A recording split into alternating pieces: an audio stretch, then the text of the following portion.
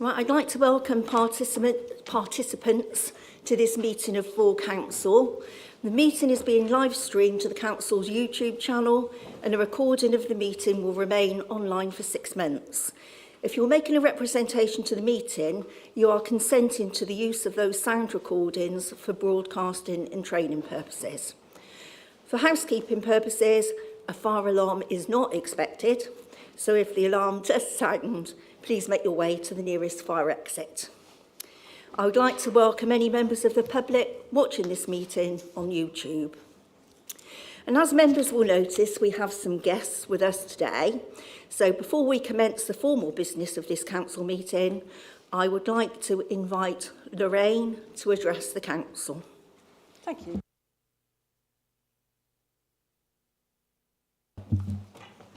Can you hear? So we've come to present you, the council, with the Cheltenham Climate Quilt. And before we actually present it, I'd just like to say a few words about how it came about and how we made it. So last November, COP26, the annual UN Climate Change Conference, took place in the UK. It felt special to us, but in Glasgow, so we felt it was especially important to mark the occasion in Cheltenham so that local people could take part in person. What we hoped to achieve was to give as many people as possible the opportunity to show solidarity with the aims of COP26 through expressing their hopes, dreams and suggestions for a carbon-neutral future. We also wanted to send a message to you, Cheltenham Borough Council, that the people of Cheltenham care about climate change and want action taken. So based on the principle of craftivism, which is creating meaningful change by engaging with quiet, creative activism, we developed the idea of every person writing or stitching a message on a fabric footprint to symbolise our footprint on the earth. These hopes and ideas would then be stitched into a whole piece of art, the climate quilt. So how we made it happen was that we held a vigil in the promenade every day of the COP26 conference, which was 2 weeks, wasn't it, I think? And we were there for about 6 hours every day, rain or shine. With us, we had all the materials necessary for people to make the footprints, the fabric footprints themselves, the embroidery silks and waterproof markers for stitching and writing. We were delighted by how many people stopped by, either to write their messages or just to sit with us and stitch their ideas. Some even took the footprints away to embroider them. We have some real pieces of art. I hope you have a look at it when it's in its place in the corridor and appreciate these lovely things.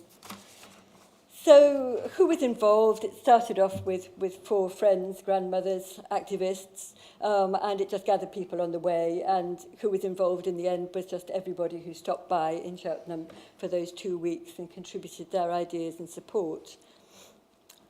And what next with it? Currently, COP27, as you know, has just happened. We held another shorter vigil during that every day.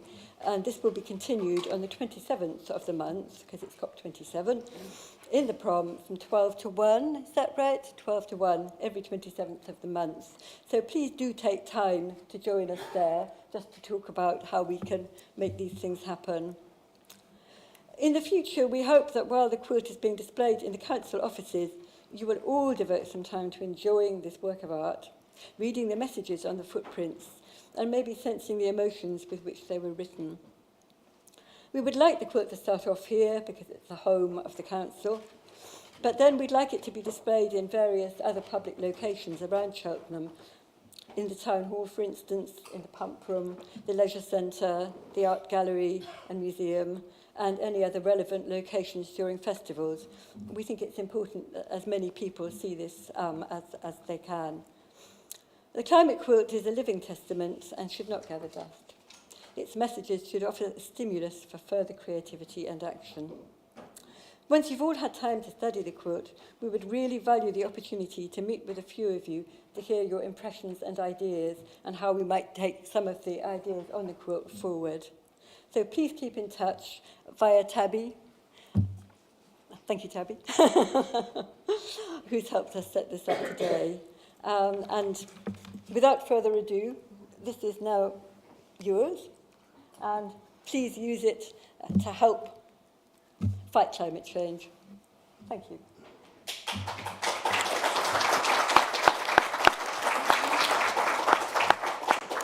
Thank you very much, Lorraine. Right, the Quilter Thoughts will now be presented to the Cabinet Member for Climate Emergency. Would you like to come forward?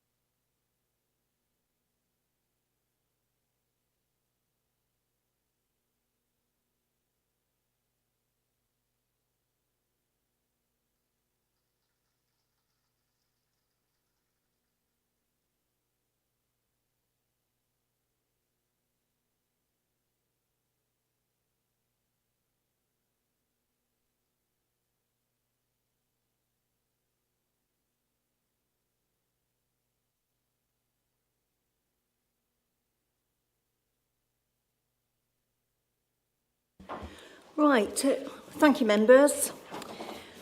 I'd now like to welcome our new Monitoring Officer, Claire Hughes, who's attending her first council meeting. So welcome, Claire. Thank you.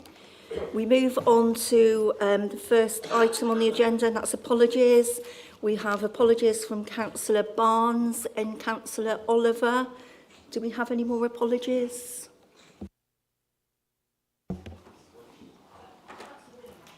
Councillor Boyes is going to be late due to childcare issues. Similarly, Councillor Fifield, if he's not ready.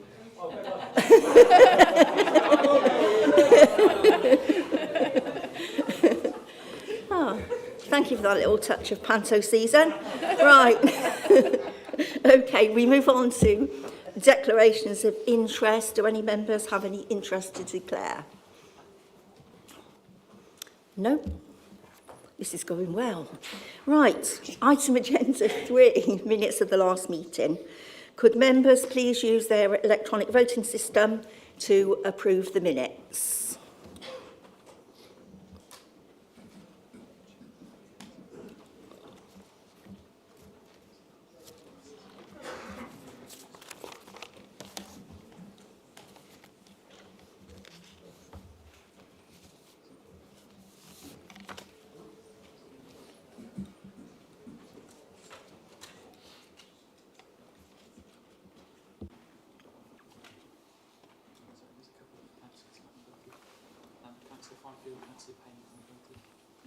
Councillor Fifield and Councillor Payne.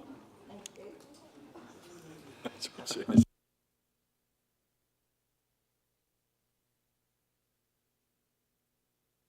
That has been carried.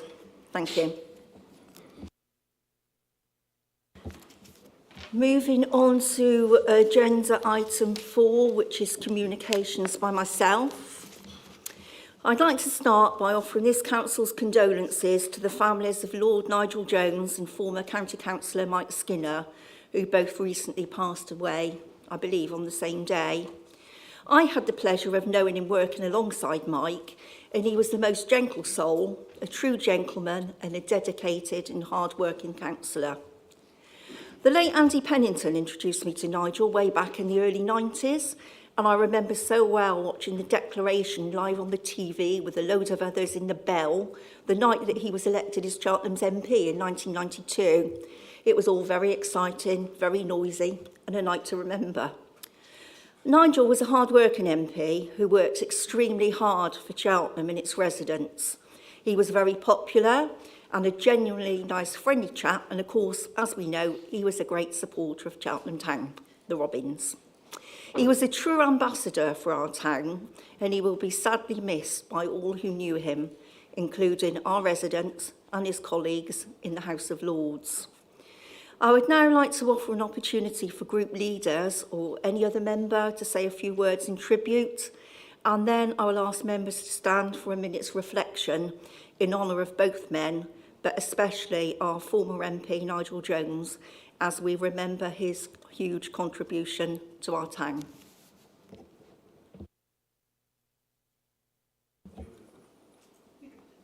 Tim. Thank you, Madam Mayor. I was going to defer to the Leader of the Democrats, but I'd like to just add my thoughts about Mike Skinner, first of all. He was an absolute gentleman, a bit quiet probably, but he worked very hard behind the scenes, in St Mark's particularly, so he was a great guy. I remember he used to turn up for Remembrance Sundays. Of course, one of the only councillors didn't wear a robe, because county councillors don't. He always used to tack himself on the back of the thing. He was always a complete gent. Obviously, Nigel Jones worked with him for a long time, indeed Park Ward resident, he and Katie recently, since my election here. I was at the count in 1992 when he was elected. In fact, I helped run that count, doing various things at the time. I won't remember it very well. It was noisy, and there was huge media attention, of course, because of the particular circumstances of that election. And, you know, I had a relatively good relationship with him. I think the one time I might have upset him was at the Cheltenham Cricket Festival for the 150th birthday of W.G. Grace. They organised a cricket match. Some of you may remember this. And the Borough Member of Parliament dressed up as W.G. Grace with a great beard, and I was on the committee, and I was dressed up as Cheltenham's own Gilbert Jessup, a man who incidentally still has the record for the fastest test century of all time. So I'm batting with the MP, and I run him out on his birthday. Now, honestly, it wasn't deliberate. I was slightly quicker between the timbers, but anyway, it was all in good nature, and I always got him in quite well, despite the political differences. I do know one job also you haven't mentioned. I think he was chairman of the House of Commons Beer Committee, which, you know, is something I think is very worthy, obviously. So I'm sorry to hear his passing. I'm also sorry to hear, I understand that Lady Jones is also not in good health. So I'll wish his best wishes to the family. Thank you. Councillor Hay. Thank you, Mayor. I'd reiterate what both yourself and Tim has said. He was a great friend to us. I remember our children are all much the same age, and I remember them getting up to all sorts in our house, and they'd come round for different fundraising events, and I could never persuade Nigel that what he needed to do before he walked all over my carpet floor with his muddy shoes from the garden is please take them off. I'm not a take your shoes off at the front door person, but he and Katie used to say to him, you need to take them off, take your shoes off. But by then it was generally too late. But it's been a tough time for the family, and you know, he will be sorely missed by all. I know us as a group will very much miss him. He's had an influence on many of our group over the years in one form or other as a you can't do this or you must do that. And I do remember when Councillor Flynn first got elected, that was all due to him persuading her that actually on her rollerblades she would make a great advocate as a Liberal Democrat at the time. But yeah, a massive influence. You know, our current PPC, you know, he was very much a mentor, Nigel, to him, and actually the preceding MP for Cheltenham, or the one that followed Nigel as well. So he will be missed. Thank you. Thank you, Councillor Hay. Councillor Payne. Thank you, Madam Mayor. I did not know either of the two people that we are remembering today. And as a group, I would like to associate ourselves with the comments and the recommended reflections of fellow councillors on the sad passing of two really important people in our community. Thank you. Thank you, Councillor Payne. Councillor Flynn, did you indicate?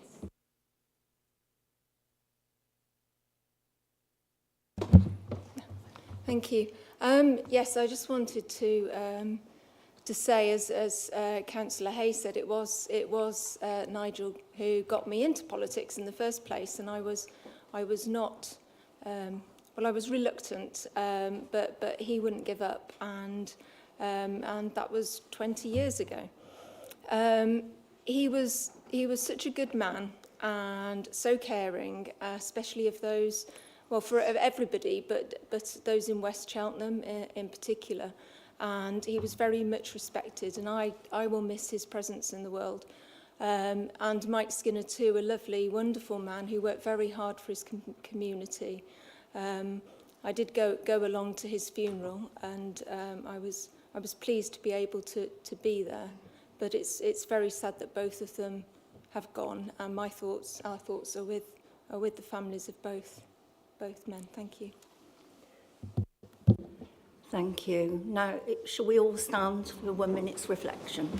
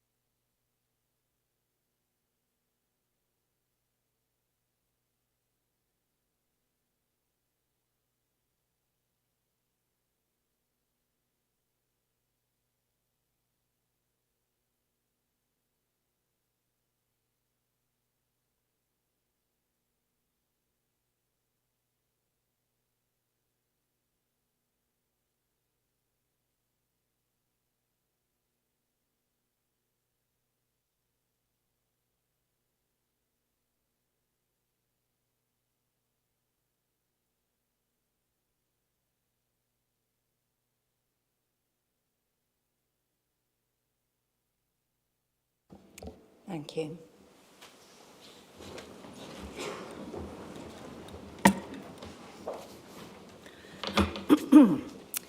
Back to my communications then, and I had the privilege of accepting an award and a plaque on behalf of the council at the recent campaign to protect Rural England Awards for the work carried out on Leckhampton Hill in Chalton Kings Common.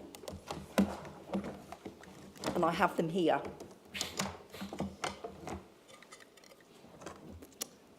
There we are. I'll leave them here if anybody wants to come and have a look. Matt, my right-hand man, will hand them round. This was a partnership project with the council working with Chalton Kings Parish Council, the Friends of Leckhampton Hill and Chalton Kings Common, and the Cotswold National Landscape teams, together with Cotswold Wardens and volunteers. The award demonstrated sustainability and resulted in significant improvements to the environment and facilities for communities by the introduction of 2 breeds of cattle onto Leckhampton Hill, improved access for all, as well as securing almost £175,000 in a grant from the National Grid Landscape Enhancement Initiative. So huge well done to all of those groups involved, especially Mike Denning, Mike Donnelly, Adam Reynolds, and of course, Wayne Sedgwick. I'd also like to just share with you a couple of paragraphs from a lovely letter that was sent to me from the Royal British Legion after Remembrance Day. And the Roy Roberts, sorry, I was thinking of Cowboys then for some reason. Roy Roberts, most of you will know anyway. And he's written, "May I put on record the gratitude of my branching members for the personal support from you as Mayor and of Cheltenham Borough Council in enabling and facilitating the various remembrance events during the year, and especially those of the most recent few weeks. As ever, Jenny Ingram, Bob Bishop, Larry, the sound team and Parks and Gardens have all been willing and enthusiastic supporters and have engaged proactively with myself and Royal British Legion colleagues in ensuring all events have run smoothly and professionally." And I think it was quite important for me to sort of share that with you, because so often it's the cogs that make the wheels turn that don't get the recognition that they deserve. So, as I said, I just wanted to share that with you. So thank you. On my travels around the town, I became reacquainted with the Reverend Gary Grady, who was absolutely brilliant. Reverend Gary is highly respected across Warden Hill. in his efforts to keep the community together, introducing children from an early age to the Christian faith and keeping the church at the heart of the community. He's also worked to encourage and support older people back into the world after COVID. He also has a fantastic sense of humour and a catalogue of corny jokes. I hear that he's shortly to have an operation, and my best wishes go to him for a full and speedy recovery. Thank you also to everyone who supported my charities so far, and to remind members that a carol concert is being held at St Mark's Church this Thursday. That's the 15th at 7 o'clock. Tickets are on sale at £5, or you can pay on the door. Finally, and sadly, to those of you who were hoping for Christmas refreshments in the parlour, I'm sorry, but you're out of luck. I didn't think it was a good look for myself as mayor or for this council to do this during this current economic crisis, as I'm sure you will agree. However, I'd like to take this opportunity to wish you and your families a happy Christmas and best wishes for 2023. Thank you. Moving on to agenda item 6, to receive petitions. We have none. Oh, I've missed number 5. Oh, I'm sorry, Councillor Hay.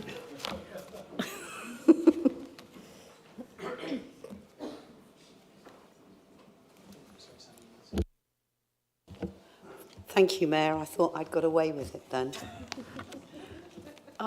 Okay, just a very brief one from me today. Just to say, as you all know, the Golden Valley development is moving along at pace, with the planning application for the Innovation Centre progressing well. What has happened recently, as far as the Golden Valley is concerned, is that the team here have been working, as well as our partners with HBD have actually been working.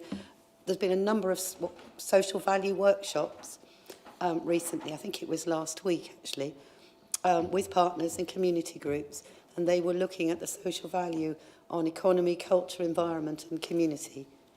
And they proved to be really useful, and also some very interesting points were raised. The latest resident survey, I thought I'd trial this rather than my piece of paper. I'd trial it, but I'm not sure it's going to work in future. But if I sit down, I might be able to work it. Apologies, Mayor. So the latest Cheltenham resident survey, which you will have all now seen because it's been published, showed a curbside collection of waste and recyclables to score amongst the highest satisfaction rates for our Borough Council Ubico services and our Parks and Gardens department. One reason for this may well be that we have been at the forefront nationally of extending the range of recyclables. And last year we were the first council in the country to recycle coffee pods at the curbside. And now we're breaking further new ground in piloting the domestic collection of soft plastics, with a wider rollout of that scheme to be planned across Cheltenham in the new year. There were a couple of other points that I wanted to just raise with you. One was to let you know that we've been awarded funding from the government for a viability study on heat networks, and that'll be for both the Golden Valley and the town centre, which are, key exciting locations that we can learn a lot about how heat networks could deliver low cost, low carbon energy to homes and businesses across Cheltenham in the future. Our newly formed, quite new really, in the last 18 months team in our climate team have been invited to the IPSE to share our climate decision wheel, which you will have all seen and now is incorporated in all of our reports. It's not that you can't do it because of climate change, but you have to either offset it or give a very good reason as to why you're not doing it. So it's excellent to see that, and it's good for Cheltenham, leading yet again innovative climate making decisions here, and they're already being put to good use, shaping high value decisions like the Golden Valley project moving forward. Thank you, Mayor. Thank you, Councillor Hay. So we have no petitions, so we'll go on to agenda item 7, which is the public questions. Dr. Cook, We have your question. You have a response. Would you like to take the answer as read? And do you have a supplementary? Could I read the question? I most certainly can. So the question from Dr. Cook to the leader is, between April 2019 and March 2022, Cheltenham Borough Council paid leasing costs for the Mayor's car of £14,439, with a further £1,079 spent on fuel. This is the highest amount paid by any council in the South West. If the leasing costs had not been paid, we could have paid for 6,275 children to have hot meals in the coming Christmas holidays. How can the council justify spending so much on leasing costs for the car when council finances are so limited, and whilst many Cheltenham residents are sat in cold homes and struggling to feed themselves or their children?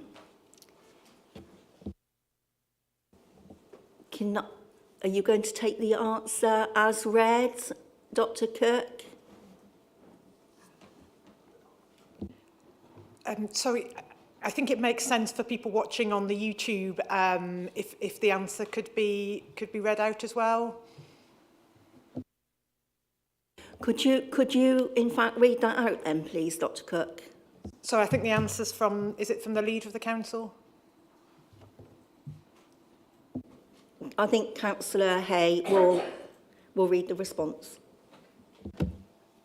Thank you, Dr. Cook, for your question. We're proud of the Mayor, of the work that the Mayor of Cheltenham does to support civic life in Cheltenham. While the global pandemic has impacted mayoral engagements in 2020 and 2021, in a typical year, our Mayor attends hundreds of engagements, sometimes 3 or 4 in the same day. Firstly, it is not realistic to use public transport for the Mayor's schedule, particularly as the bus services, which are the responsibility of Gloucestershire County Council, are neither reliable nor frequently enough.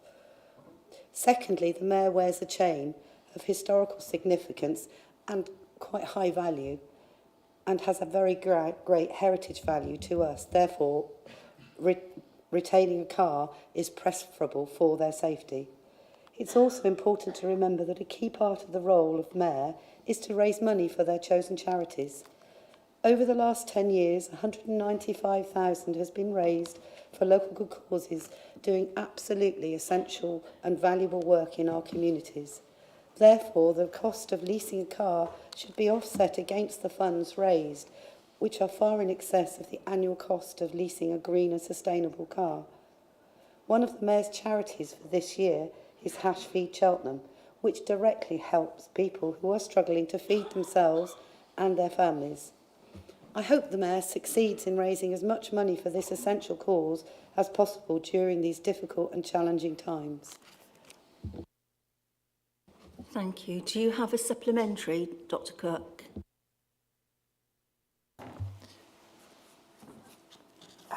Thank you to the Leader of the Council for the answer.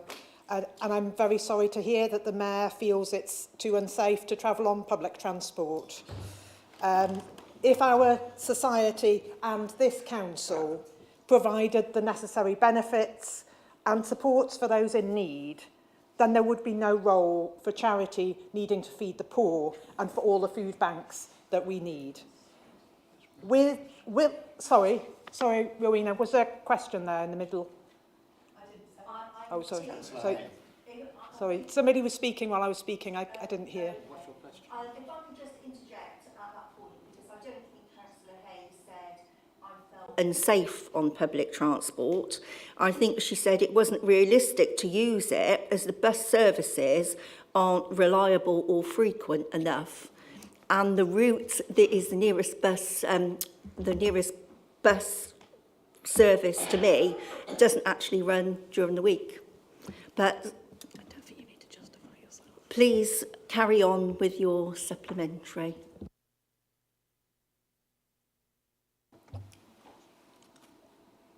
So, as I was saying, I'm sorry there was some noise in the room. I don't know if my statement was heard.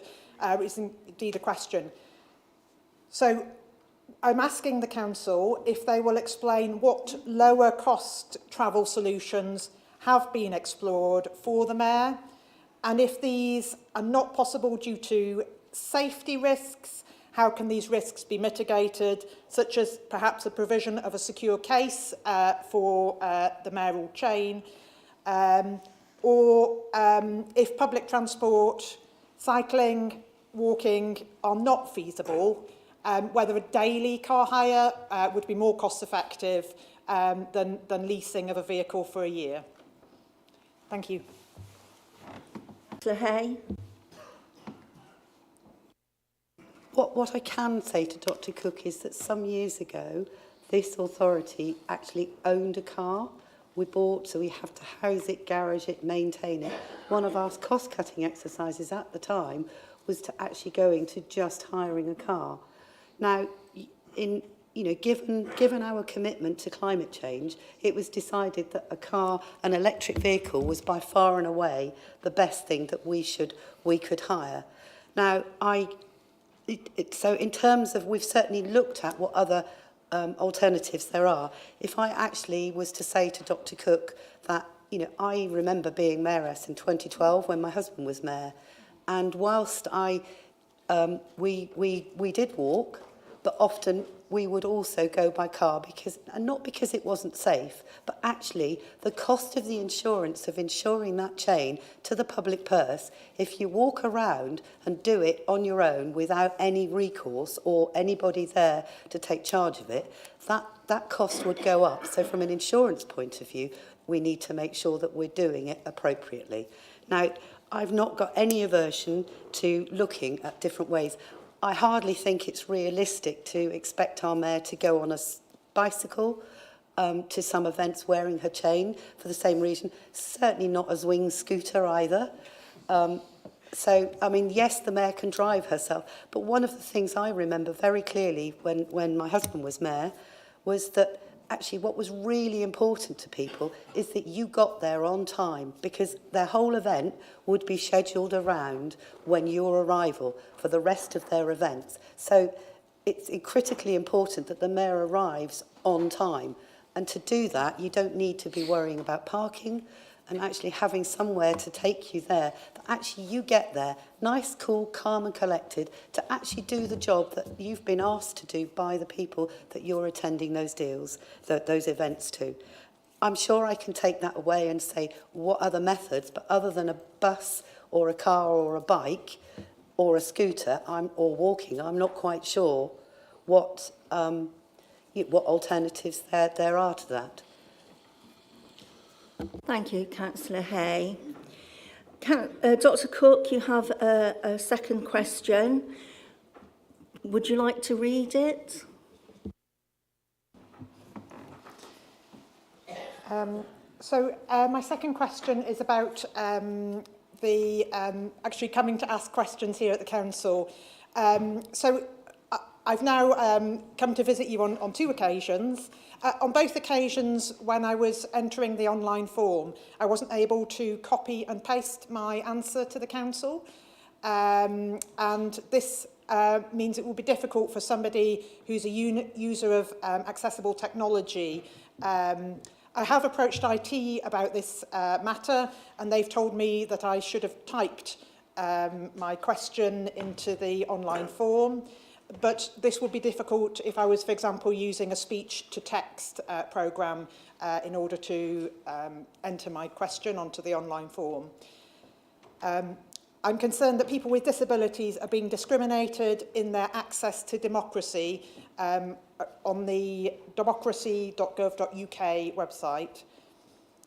And therefore I ask, when will the council bring the democracy.cheltenham.gov.uk website in line with the public sector bodies website and mobile applications accessibility regulations 2018? Councillor Hay, you responding to this question? So my response to Councillor Cook, to Dr. Cook, thank you for your question. Our web team has tested our submit a public question form and has successfully copied and pasted the text into that form so they're not able to identify with the issues that you've raised. With regards to the Council's accessibility statement, this is available on our main website, cheltenham.gov.uk, and you'll find links to it in the website header and footer. But we do thank you for highlighting what is not apparent on that it is not apparent on the democracy.cheltenham.gov.uk site. So we'll look at improving this as a priority. Our web team is currently working with an external organisation called the Shaw Trust, who are experts in the field of accessibility, to bring our website in line with the accessibility legislation. This work is nearing completion, but work to improve accessibility will always, by its very nature, be ongoing. We've recently produced an accessibility policy which is aimed at ensuring the continued improvement of our online platforms. Dr Cook, do you have a supplementary? I'm pleased to hear that the Council has recognised that the accessibility statement is not apparent on the Democracy website, and thank you for promising to amend this. I'd just like to say I found the process of asking questions here at the Council to be challenging, even though I'm in the very privileged role of being a doctor. When I submitted the online form, there were no questions about whether I have any specific needs or requirements to attend the meeting. There was no map to tell me where to come to the meeting. Arriving here, there is a tiny sign. In fact, I didn't notice it the first time I came, outside the entrance to tell me where the wheelchair accessible entrance is to the building. Coming in along the corridor here, you have to pass through a locked door. I'm not sure, and it perhaps explains today why there's no members of the public in the gallery here today. There's no signage to indicate, once you're in the building, the wheelchair accessible route. And indeed, if you had difficulty climbing the stairs to reach the public gallery, there's no signage to tell you where you should sit. I'm asking a question. Thank you. Why do people keep interrupting me? I will finish my question. Do you know what? As we stand here today, you have just been talking about Nigel Jones. And you are walking in Nigel Jones's footsteps, are you not? My question is, this council needs to demonstrate it can uphold democracy. And will you, as councillors, all of you, uphold democracy and stand firm? I was in the High Street this weekend, and there was a fascist group handing out leaflets campaigning against democracy. Will you stand clear and ask that coming to this council is made more accessible? You're wrong. So I can't even ask my question in this chamber. This is why it's so intimidating. Ask a question. You've got to ask a question. I'm trying to ask a question. And various people... Members and Dr Cook, please. If Dr Cook has a question, we will listen to the question. The question must be directly related to... Your supplementary question has to be directly related to your question. But with the best will in the world, I think you have gone off on a tangent somehow. But have you now finished asking your question? No, I have not.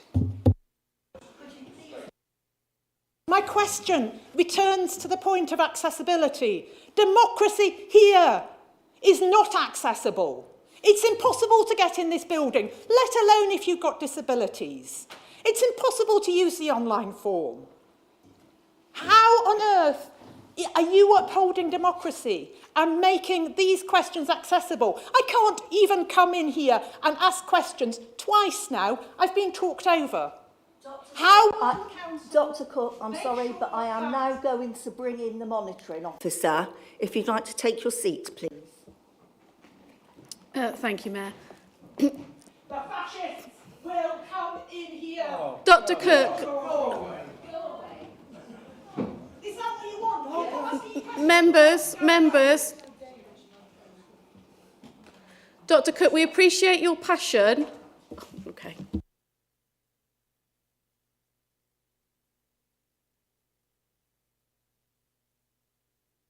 That concludes the public questions. We'll now move on to members' questions. Dr. David Willingham, sorry.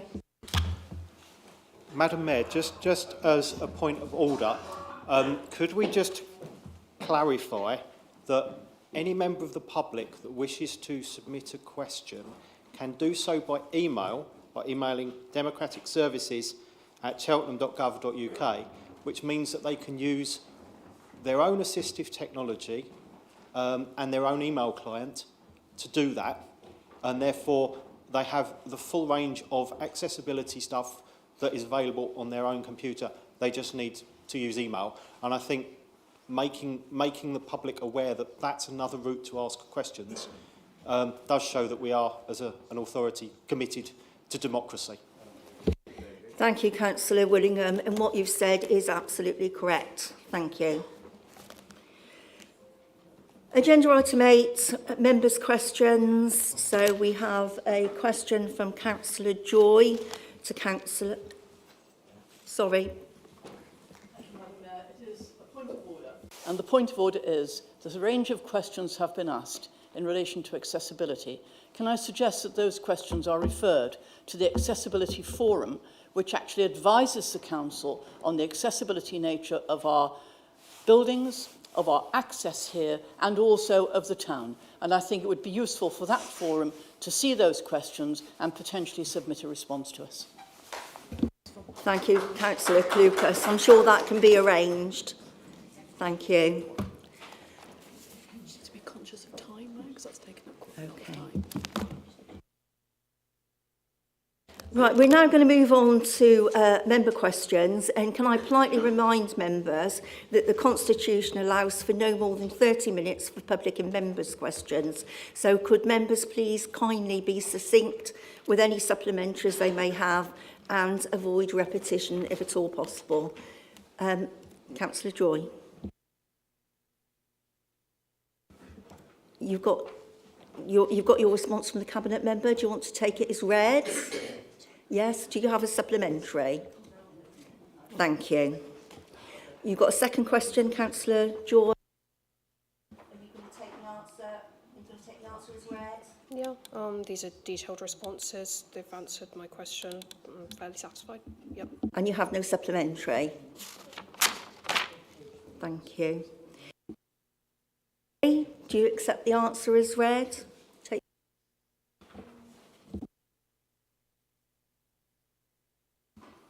Yeah, I'm happy with the response. I don't have any particular reservations about it. I appreciate seeing the sort of motions for, a transport shift. I'm quite happy with that. Any supplementary? Question 4, do you take the answer as read? Yep, happy to take question and answer as read.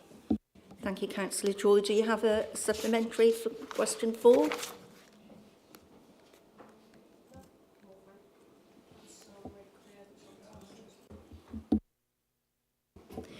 Question number 5 is from Councillor Harman to the Cabinet Member Waste Recycling and Street Services, which is Councillor Ian Doby. Do you take your answer as read, Councillor Harman, and do you have a supplementary? Thank you, Madam Mayor. Yes, I do take it as read. I thank the Cabinet Member for the reply, and I look forward to meeting.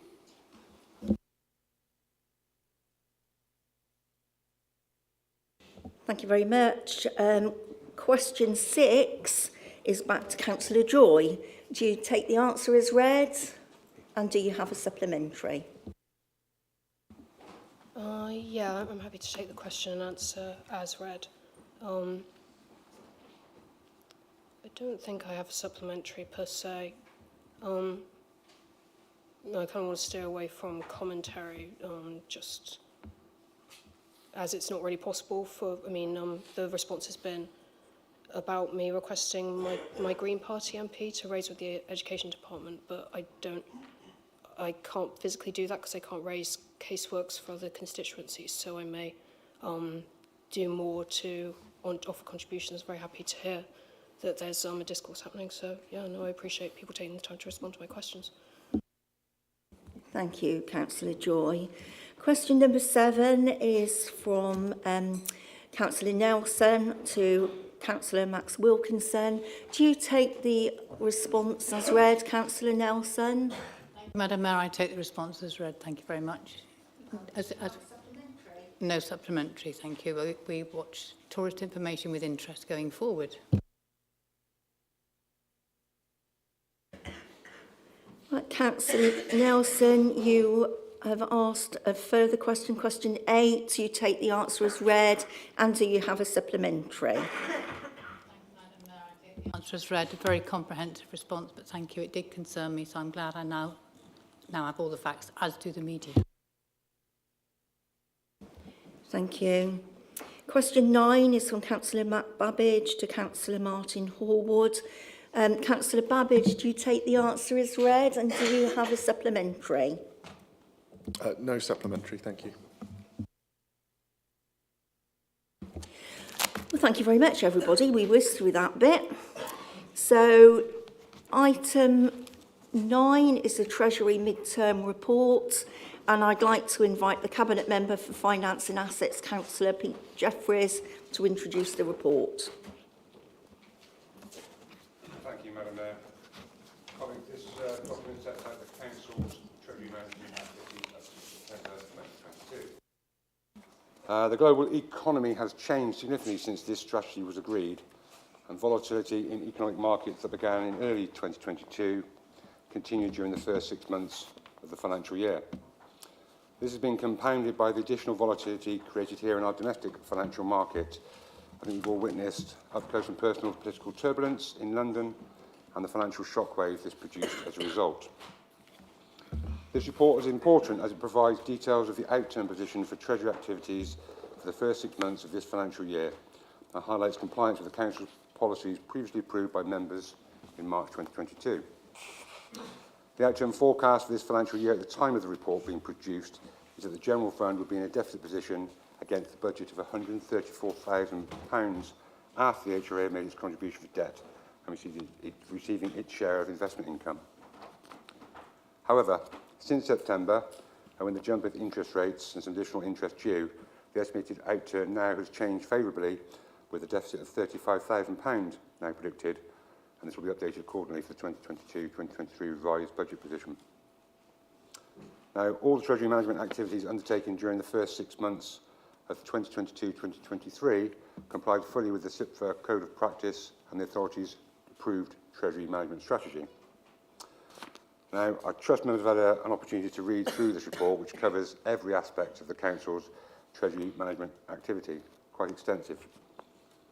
I previously confessed in this chamber to not being an expertise in this area. I can confirm that while still on a steep learning curve, I am still not an expert in this area.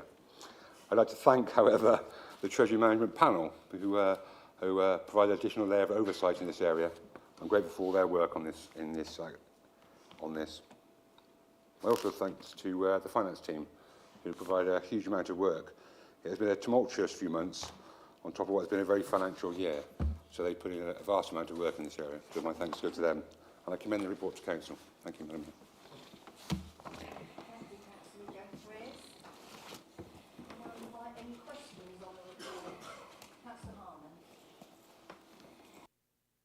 Thank you, Madam Mayor. Generally quite happy with the report, and I would add my thanks to the officers involved with everything. Thinking about interest rates, my understanding is that, like the US Federal Reserve, the European Central Bank and the Bank of England are likely to progress further rate increases going ahead. Given our commitment to a very big housing development west of Cheltenham, does the Cabinet Member think that the assumptions made on the interest rates that might apply there have been properly factored in, and does he see that representing the Council any challenges? Thank you, Councillor Harman. I think it will be challenging going forward. I can give colleagues the assurance that we have advice, outside advice, when it comes to Bank of England interest rates and the forecast they produce. Undoubtedly, I'm sure there'll be some movements projected that will undoubtedly come in the budget. I can give also members the reassurance that when these things move and change, diligently, the finance team are looking at constantly. And given some of those turbulences that we've talked about, they were obviously looking at the best options for this council quite religiously. So I'm sure you'll see more information in the budget in relation to those forecasts. Thank you, Minister. Any further questions? No? So we'll move on to the debate. Any members wishing to speak? You have 5 minutes each. Any member? Councillor Willingham.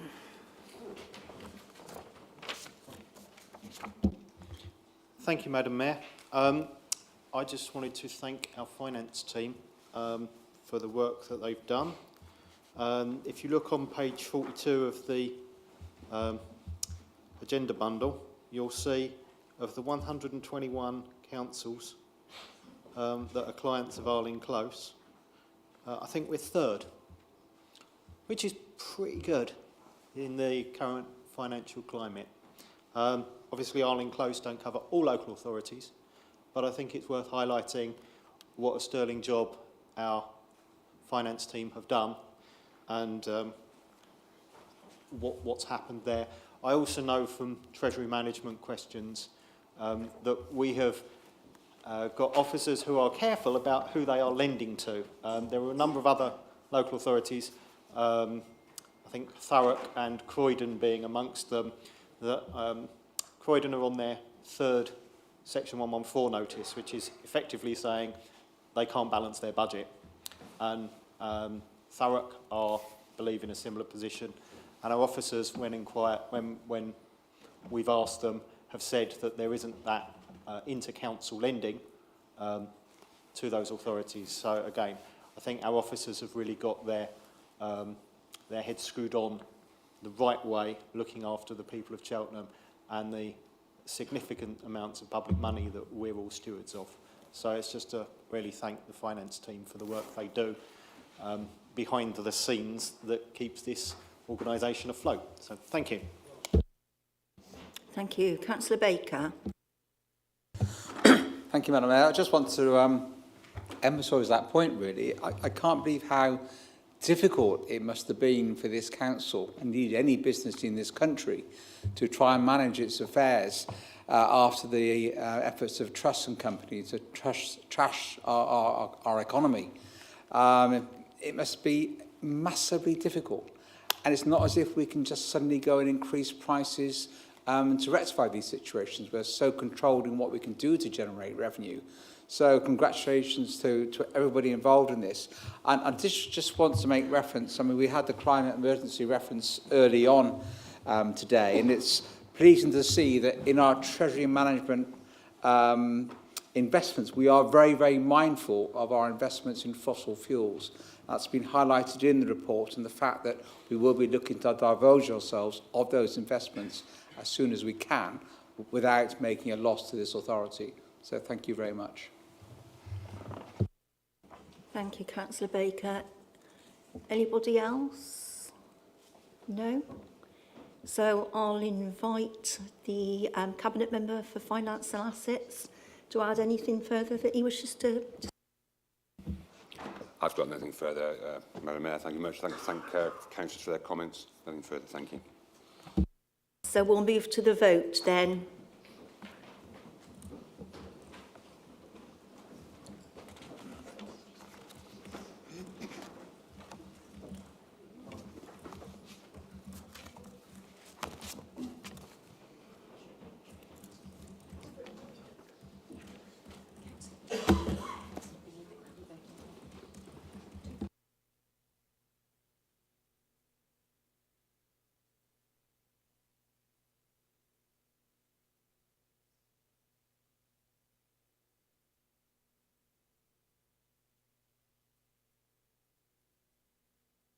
And that was unanimous. Thank you. Agenda item 10 is the Local Council Tax Support Scheme, and I'd like to invite the Cabinet Member for Finance and Assets to introduce the report. Thank you, Madam Mayor. Colleagues, every year since 2013, the Council has been required to set its Local Council Tax Support Scheme for working age residents. Council tax support for pensioners is not localised and continues to be provided by a national scheme. Funding for the scheme was rolled into the Revenue Support Grant and subject to annual cuts, Now, as this council no longer receives any revenue support grant, it must fund its share of the cost of the scheme itself. In 2019-20, we approved a new scheme. One of the main aims was to ensure that the most vulnerable and those with the lowest incomes continue to receive 100% support.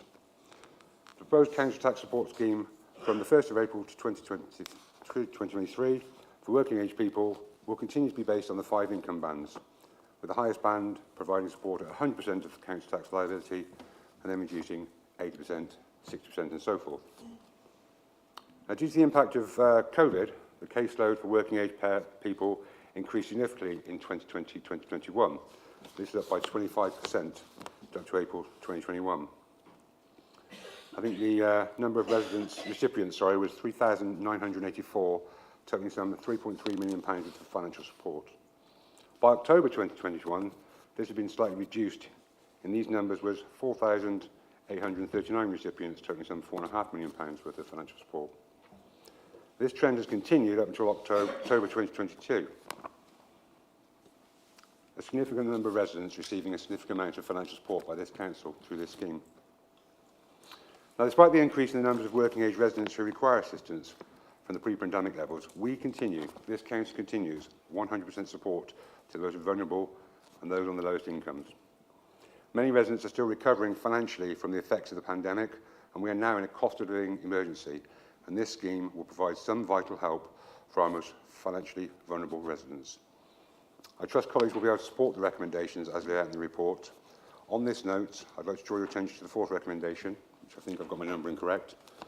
This one is of particular importance because given the volatility and the economic turbulence currently and forecast, we need to be in a position to make any relevant changes to our support through this scheme, so those financially vulnerable residents are not placed at a disadvantage when and should any changes to welfare support levels be made, hence the recommendation and the delegation. I'd like to thank all the officers in the Revenue and Benefit Support Team for what continues to be an extraordinary amount of work supporting residents in our town. I recommend the Local Town Council Tax Support Scheme for 2023 to Council, Madam Mayor. Thank you.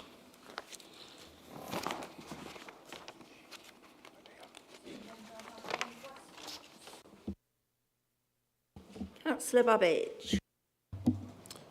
Thank you, Mayor. I just wanted to ask, of the £4.2 million this year, how much of that comes from Cheltenham Borough Council? How much of it comes from the County Council, from the police, and from the parish councils, please? Could I provide that in a written response after the meeting? I haven't got the figures to hand. Thank you very much. Any further questions? Any member? No? We'll move on to the debate. Any member?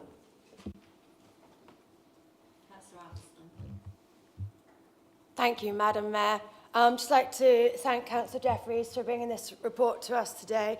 I think that it's, as a council, we opt to provide 100% tax relief, and this is something that I'm really pleased that we're still able to do, to be able to support families that are struggling the absolute most of this time. And the fact that during the during the pandemic, that the numbers needing this support actually grew by 20-odd%, and that is just significant, and it's not surprising, but it just shows you how important 100% relief is for people of Cheltenham. And to see that actually 3,000 individuals, that equates to 70% are receiving 100% relief. So I'm really hopeful that we can pass this today and that we continue to support this scheme and for as long into the future as possible as needed. Thank you. Any member? No? Okay. So, is there anything else that you wish to add, Councillor Jeffries?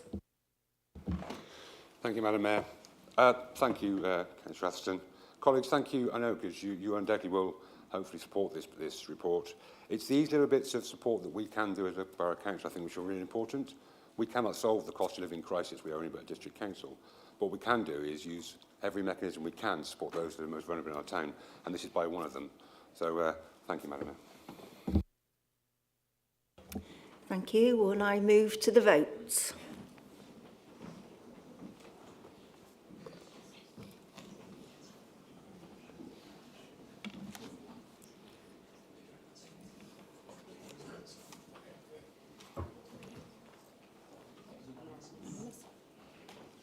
And that was unanimous. Thank you.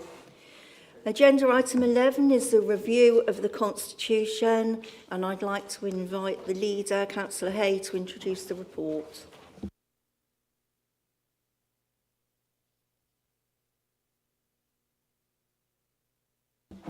I've resorted to papers, Mayor, rather than try and do it on my computer after last time.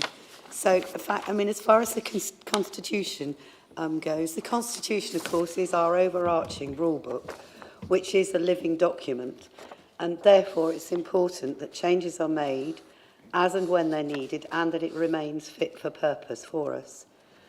There are changes recommended to Council by the Cross-Party Constitution Working Group as they are set out in this report. I don't think, Madam Mayor, there's anything more for me to say on that, but I'm happy to take any questions. Or I may refer or defer to the monitoring officer.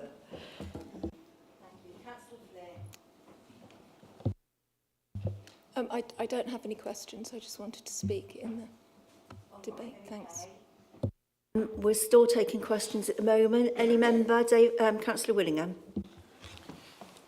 Thank you, Madam Mayor.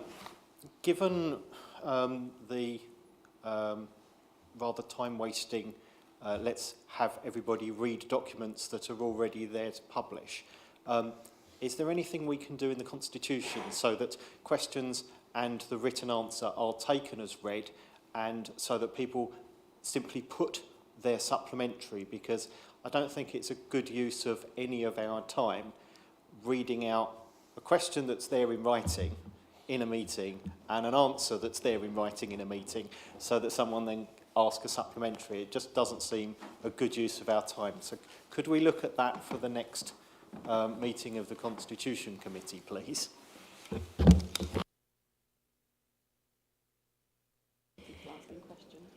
Any other member have a question? Okay.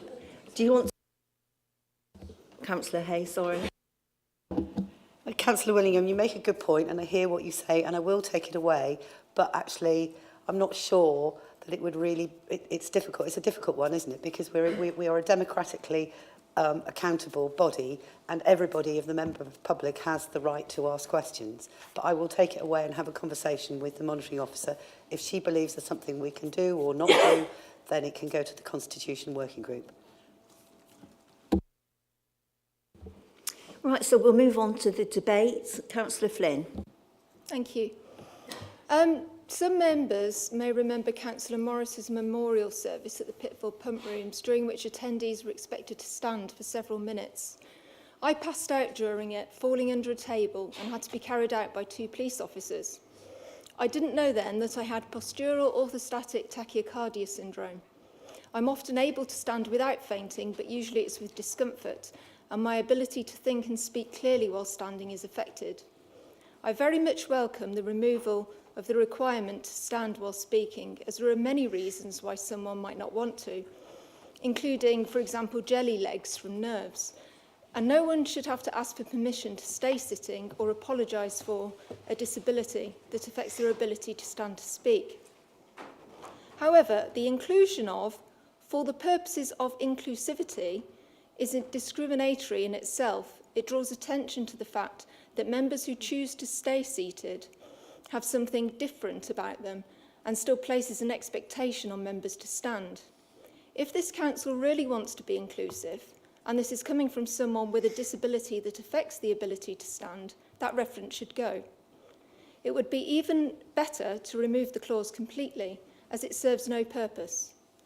My preference, however, would be that the clause be changed to state that members should remain seated when addressing the meeting. Why? Because it's more inclusive and accessible. Members are closer to the mic, so the loop system works better. Those in the public gallery can see what's going on better, and it's easier for the cameras for the YouTube broadcast. We stay seated to speak in every other meeting. There is no good reason not to do so in full council. On the changes regarding the extension to the notice period for questions and the changes to speech lengths, they are simply undemocratic. The change in speech lengths would leave Lib Dems with a maximum of about 1.5 hours to do a bit of back-patting and over a policy report that they've taken to council and had ample opportunity to debate within the group. Yet it slashes the ability of opposition groups to hold them to account and scrutinise them. If members believe there's an issue with a lack of focus, they should sort it out within groups. With the extension of the time limit for questions, it concerns me that this removes the ability of the public to ask questions on an agenda item, as the reports won't be published until after the questions deadline. If the agenda and reports were to be published 2 days before the questions deadline, I'd be okay with that, as it would give the public time to read, understand, compose and submit questions. Currently, they have the weekend to do this. I don't believe we should be reducing the ability of the public to hold this council and the administration to account. On the issue of motions, I'm happy to accept the deadline being extended, but only if this means an officer's report will be accompanying the motion, outlining the impact of the motion, should it be agreed. As it stands, this does not look to be the case. I will therefore be voting against the recommendations. Thank you. Thank you. Councillor Seacombe, Councillor Harman. Councillor Harman. I've got to say thank you, Madam Mayor. I mean, I cannot agree with this recommendation. I do agree with Councillor Flynn. My particular concern is the extension of the time on questions. It seems to me we should be making it easier for people to ask questions, not more difficult. The motions I'm not so worried about, but I do also support the point that there should be some kind of report coming with all the motions to tell us what the implications are. It could be financial, legal, we might not know how we're voting.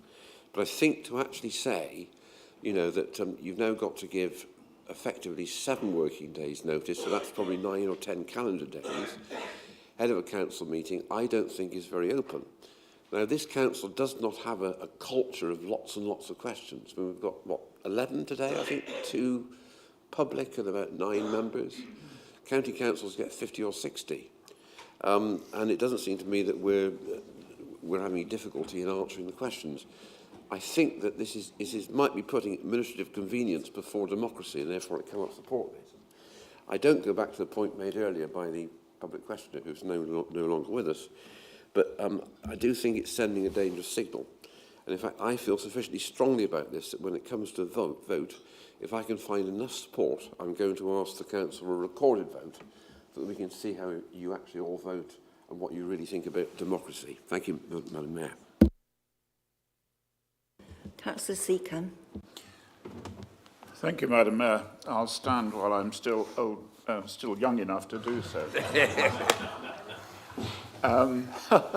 I would like to take up one of the points that Councillor Flynn made, but from a slightly different angle, and that is the length of time you're allowed to talk in this chamber. If you consider that in planning, a councillor is allowed to speak for 5 minutes, a member of the public is allowed to speak for 3, and I think there ought to be parity between full council and planning, whichever way you do it, 3 minutes in planning and 3 minutes in council, or 5 minutes each way. So I think that should be taken away and considered. And if it goes to more than 5 minutes, well, probably Councillor Flynn would be extremely pleased. Thank you.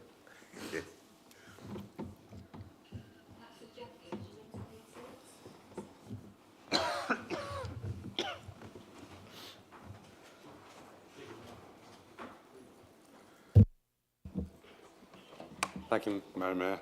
Wow, who thought that the Constitution would be such a contentious issue and such an exciting one? It is, however, important because Councillor Hay mentioned it's our rule book, or some may call that guidance, depending on which political party you're from, of course. I find it disappointing, actually, that people are so vehement in their opposition to certain parts of this, because actually it's a living, breathing document, our Constitution. In fact, when I first joined this council, I read it cover to cover, and I found it most interesting. I'll have you say. I asked for a printed copy, and I was told quite vehemently, no, you can't, because it constantly changes. So, whilst I can hear plenty of objections in different parts of it, and they're not happy with this, not happy with that, well, actually, it's constantly evolving. I don't think it's a barrier to anything. It's just how we operate and function as a council. It's changed since my time of becoming a councillor, and I'm sure it won't look as like it does now when I'm no longer a councillor. So I just wanted to add that in there for the context. Thank you, Madam Mayor. Councillor Fifield. Thank you, Mayor. I think also something more of a point to add as well is that time isn't the only consideration. Obviously, substance of speeches matter too. And that we all, when it comes to time limits, that's the thing I'm particularly interested in, the reduction time for general debate, general talking. It kind of makes sense to me that proposers and seconders of motions would have more time or still maintain 5 minutes, because normally actually they will get issues out of the way before other people and actually save time in the longer run. And in addition, I think the thing that concerns me or makes me think that maybe just reducing time is the wrong way of doing it, is that we all have a responsibility when talking, and I'll try and maintain that now, not to go on too long, and that we can always go shorter than 5 minutes. And I think giving councillors the ability to speak longer or speak fewer minutes is really up to us and up to our own discretion personally, rather than forcing people through. And frankly, a lot of times people go on longer than 3 minutes, they go longer than 5 minutes, people always go longer or shorter. So I don't really see the benefit of this change of view. Thank you. Any other member? Councillor Fisher, then Councillor George. Thank you, Madam Mayor. I hear what people say. Recently, at County Council, we had a councillor stand and had to try and say what she had to say in 5 minutes. Now, it was impossible for her to do that because it was very strong, very emotional, and every member, regardless of their politics, sat there and let her continue. And I think we're civilised enough amongst ourselves, the majority of us, to let if somebody has a real point to make, we can waive standing orders. We do on various occasions, budget meetings and things like that. But there are times when you have to be flexible. We live in a country that has no written constitution. And we have one here, and we're pretty good at abiding by it. And it's called tolerance and being sensible. And I think the vast majority of us fall into that category. I have no problem with it. Thank you. Councillor Joy. Sorry, so, you know, I actually do myself have reservations about the constitutional proposed amendments. I definitely feel like we should have access to the reports ahead of time. But also, you know, in some ways, the fact that this is a living, breathing document, in some ways, I kind of think that it's worth evaluating our stance sort of more generally. I mean, for example, if people feel that there are time pressures on the day, we all have access in some ways to the agenda and to motions. You know, and actually we've gone through a process this week where we've had a suggested amendment ahead of time. So personally, I'd be interested in at least examining the possibility of people sending questions and actually having a bit of a discussion ahead of time. I know in some ways it can be, I mean, that's untested ground for us, but in some ways, like just operating by sort of trial and error can be quite healthy, and just trying to find more workable, practical solutions just to make sure that we are actually getting the salient points ahead and discussed properly and scrutinised properly without having to feel pressured on the day.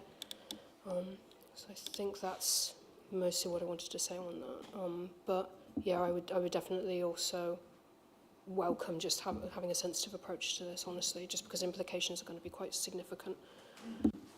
Thank you. I've got Councillor Willingham and then Councillor Alveston and then Councillor Wilkinson. Thank you, Madam Mayor. I think just to come back on a couple of points, the reason that the meeting of full council is different and why members have been expected to stand in the past is that it's the only meeting where we have the Mayor and the Mace present, and standing is generally done as a mark of respect to what that represents. I think accepting that not everybody can or may even want to stand, but actually standing up helps you to speak better as well. It's part of the projecting one's voice. Coming on to the question about the Constitution and the changing of the question deadlines, it's worth noting that the County Council has got a split in how it does its questions. So under its Constitution, Part 8.3 and 8.4, there is a time deadline for questions, which is prior to the agenda being published. And then in Part 8.4, it says a question under this procedural standing order which relates to a report which is on the agenda for that meeting may be asked if a written copy of the question has been delivered to the Chief Executive by 10 a.m. 4 clear working days before the date of the meeting. And in the event of the publication of a report is unavoidably delayed, the Chair shall have the discretion to extend the deadline for questions under this procedural standing order that relate to that report. And it might be worth considering that to ensure that if there is a matter that appears on the agenda of the meeting, that the public can ask questions on it. And it would be then in keeping with other procedures in Gloucestershire, which, given that that's run by the Conservative administration who changed that part of the Constitution quite recently, it would seem that they would be unlikely to object to that because it's their they've done that for their council, and it would then be a bit hypocritical to not accept that for this one. Thank you, Madam Mayor. Thank you. Councillor Atherstone. Thank you, Madam Mayor. Just to say, I was really pleased to read that the Constitution is moving forward with not having the expectation to stand, and that actually having the choice to either to be sat down is quite beneficial. You don't necessarily need to have a long-term disability on occasion to need to sit down. So I'm very pleased to see that is now an option and not an expectation.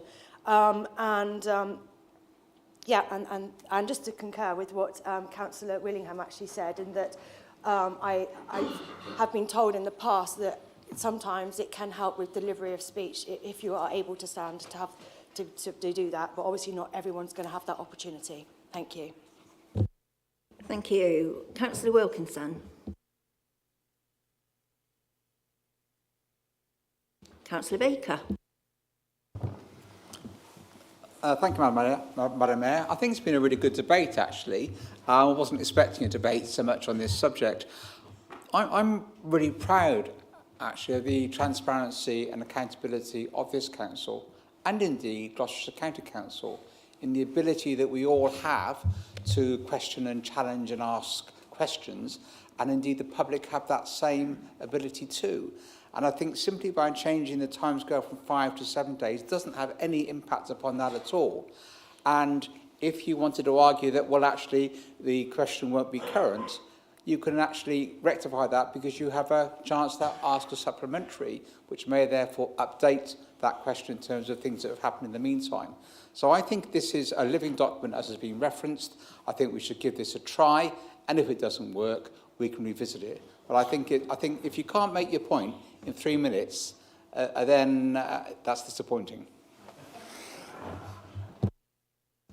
Thank you, Councillor Baker. Any other member? No? Okay. So over... Oh, Councillor McCloskey, sorry. Thank you. I recall planning.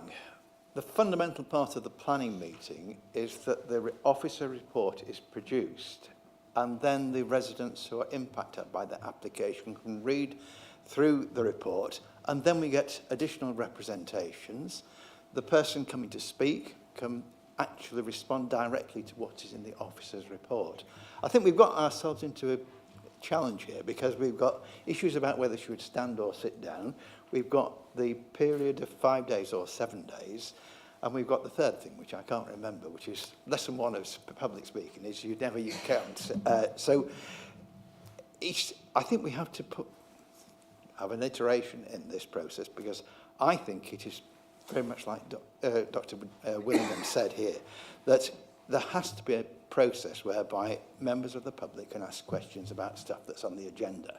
And they only know it's on the agenda when it's published. So that's... Thank you. Councillor Wilkinson, you've changed your mind. I have. I hesitate to start by saying I wasn't going to speak, but I wasn't going to speak. But then I thought I would investigate what other councils do in terms of what might be termed draconian processes for scrutiny. And I came across some rules which suggested that some councils allocate the number of questions that members can ask as one per member per meeting, which does seem quite draconian to me. Other councils allocate the number of questions that can be asked by political group, and the smaller your group is, the fewer questions you get. Other councils say that members of the public aren't really allowed to request that all of their questions are read out and then answered verbally as well, with the supplementary then read out and answered verbally. So I just thought it was worth making that point, that despite some of these changes that we're making, we still welcome transparency and accountability and scrutiny, even from small opposition groups. And I would just finish by saying that those rules that I just mentioned, which I said could be interpreted as draconian, and I saw some raised eyebrows around the chamber, were from Brighton and Hove Council, which, as I understand it, is run by the Green Party.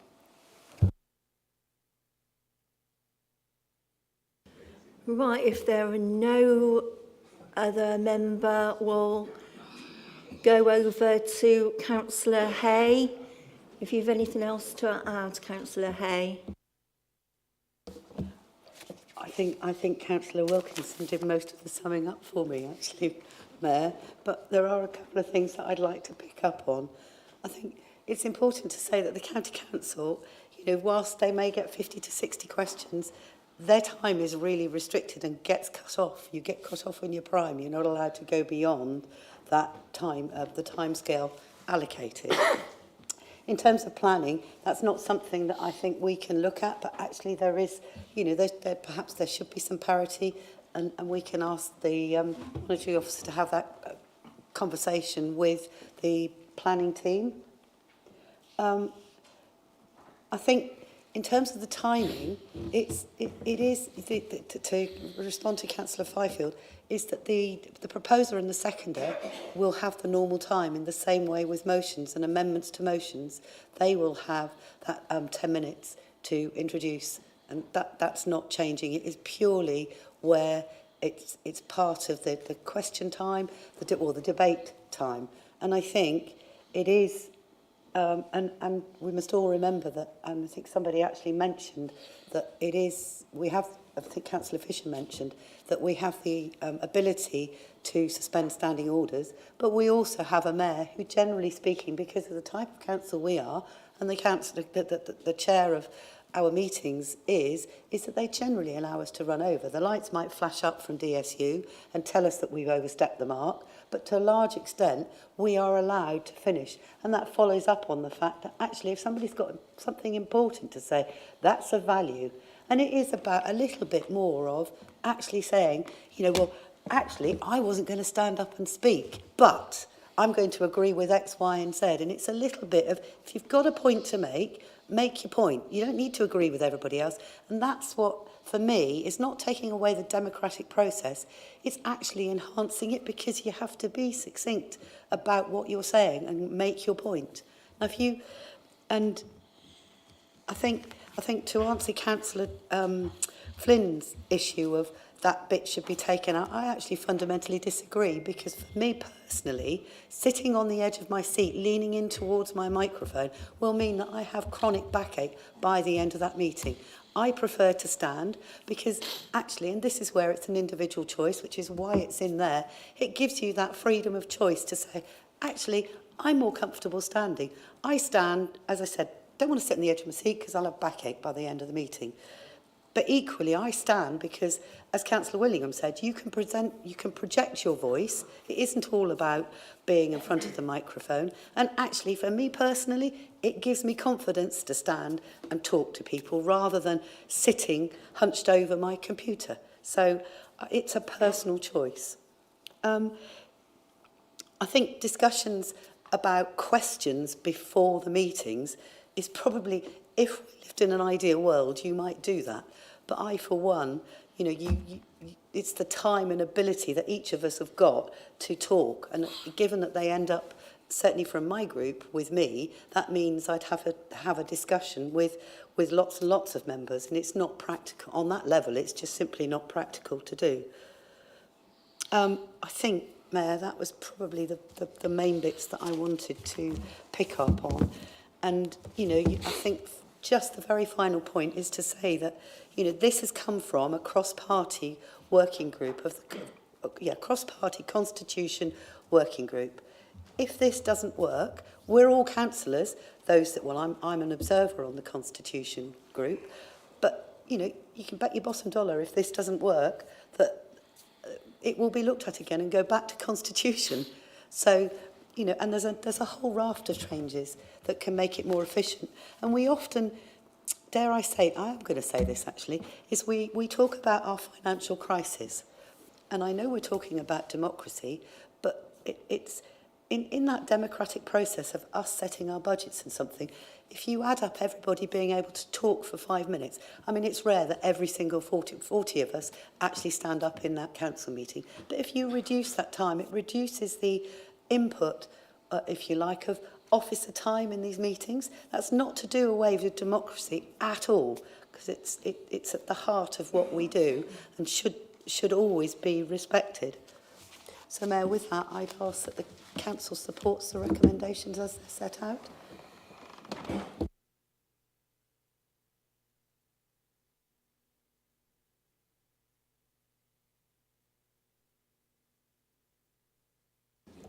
You do.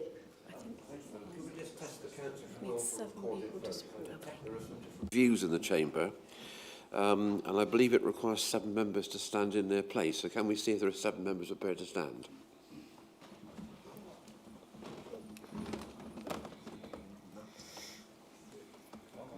One more. Got it. Sorry, Councillor Hay, have you got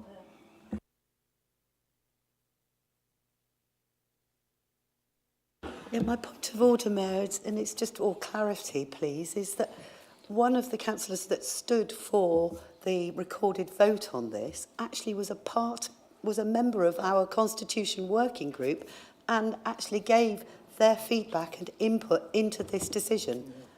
I don't quite get, if he doesn't agree with the findings of the report, I could well be out of order and it's not a constitution or a clarification question, but I just wanted to ask the question. I'll defer to the monitoring officer. Thank you, Mayor. I think eight stood in total.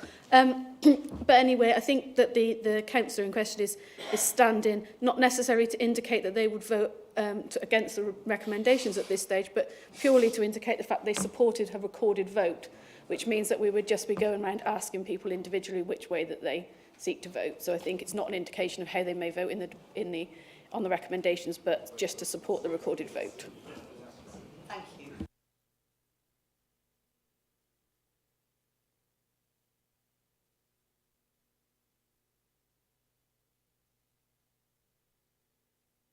Ready, or show the names.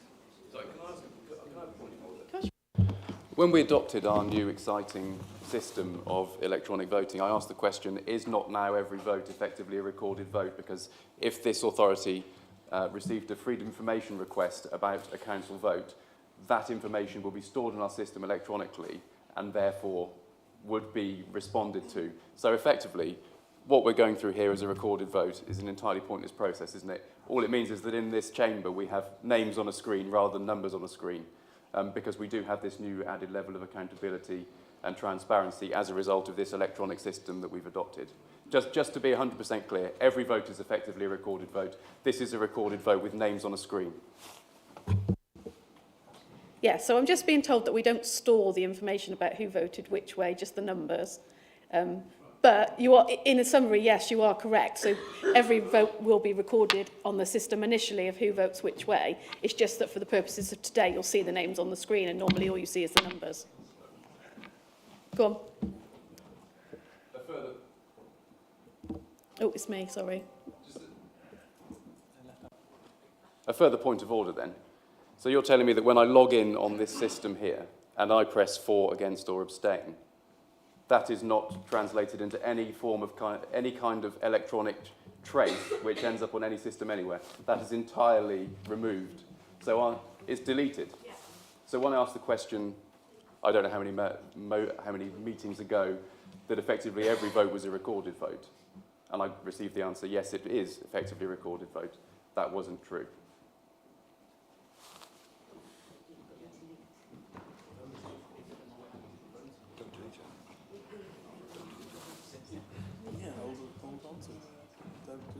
Well, I think the point I'm trying to make is that as we have the ability to record every vote ought to just be recorded, and we ought to save the data for purposes of transparency. And I think we would no further have to go through this rigmarole of having recorded votes or non-recorded votes, because it's, you know, to paraphrase Councillor Willingham and his point earlier on, which was misinterpreted at the time, I think it's fair to say, by the person who responded to his question, it is a waste of time, isn't it? I want more transparency. We have that anyway. Councillor Savage, was there something you wanted? It's exactly right. Can I just come back on a point that the leader made, which is that I do support the recommendations in this report, but I absolutely think it's entirely reasonable on a contested subject where there have been strong emotions and strong opinions that the votes of individual councillors are recorded. I don't think that's at all unreasonable. And exactly as Max says, we've got the software in place for every vote to be a recorded vote. It seems illogical and inconsistent that we wouldn't make maximum use of that. Furthermore, I was looking at the screen earlier today, and it's quite clear if there is a unanimous vote that everyone's vote has been recorded correctly. But if it's a split vote, one doesn't necessarily have that assurance that one's vote has been recorded correctly or accurately between pressing the button here and it being displayed there, because it's not that there's no kind of audit trail of that data to assure the individual voting that their vote has been tabulated correctly. And so I think Max makes a very legitimate and reasonable point that if we've got the software for all votes to be recorded, then I don't see why we shouldn't.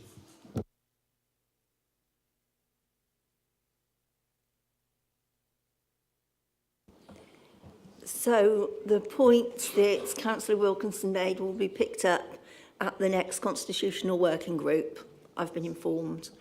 So can I just clarify then, we're all going to have our faces displayed on the screen behind me, and then we vote... Just names. Somebody tell me when it's my turn. Councillor Fifield.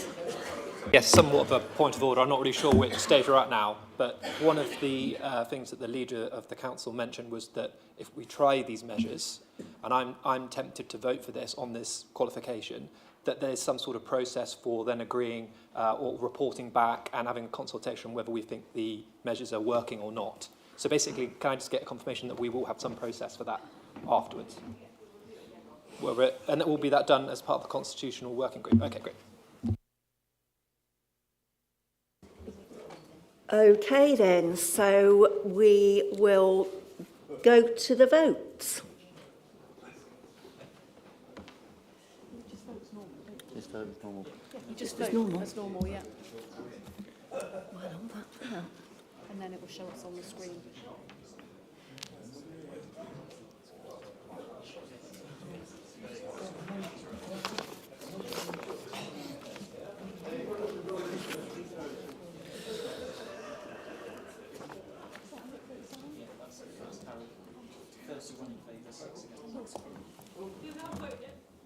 So that is carried 31 in favour and 6 against, no abstentions. Thank you. Did you see the names up on that?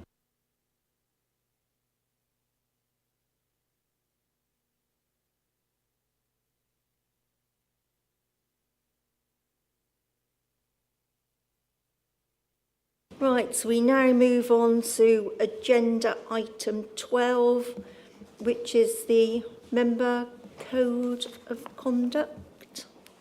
And I invite Councillor Rowena Hay.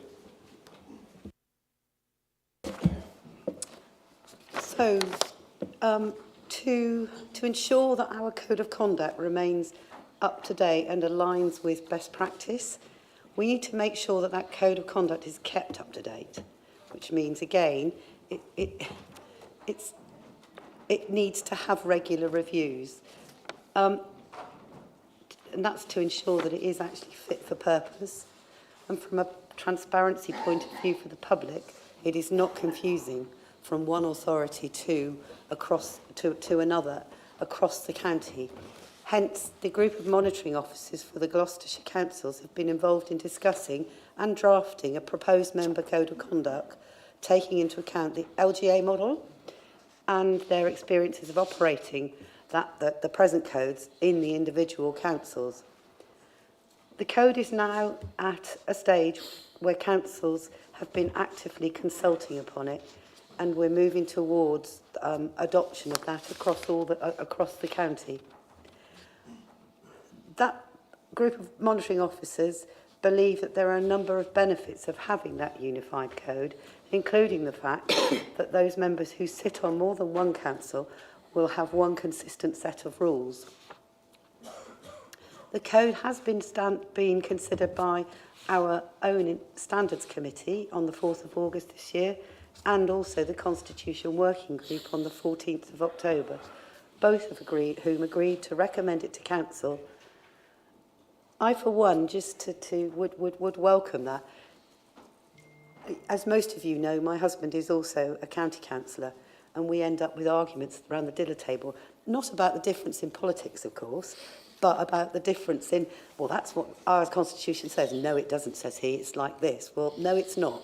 And actually, to save my lunchtime arguments or my dinner arguments, and actually, more importantly, is that the public know when they go to look at a code of conduct across the county, it's one place. They don't need, if they're looking at Cheltenham's, they'll know that the same applies in the Cotswolds for the county council. So this is a sort of cross-authority group that's come up with these recommendations, and they have been approved. So I'm happy to answer any questions on this. Thank you, Mayor. Thank you, Councillor Hay. Any member, any questions? Councillor Flynn. Thank you. Yeah, I just had a question. I mean, I'm happy to support this, but a code of conduct is only as good as those who overlook its implementation. I'm not sure. Does the Standards Committee members, is there mandatory training for members sitting on that committee? Thank you.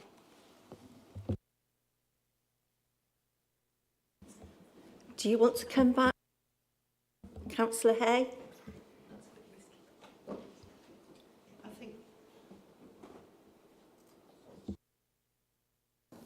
Yeah, so can I.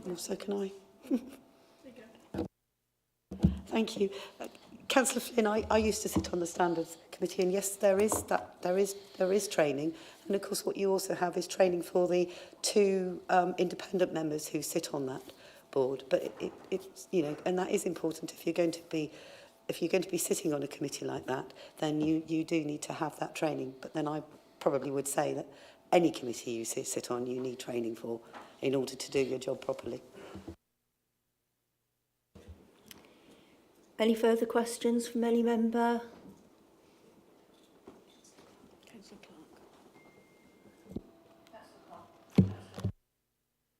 Clark. Just for reasons of clarity, and because I can be quite naughty on occasion, it says here, the code of conduct, that the members have a duty to uphold the law on all occasions, and then it says it applies when acting on behalf as a member of the Borough Council. So can I assume that when I'm being naughty, I'm just being a mother of 3 children and a quilter, and that I wouldn't be upbraided and have my story published in the Echo if I fell over in the pub a little bit inebriated?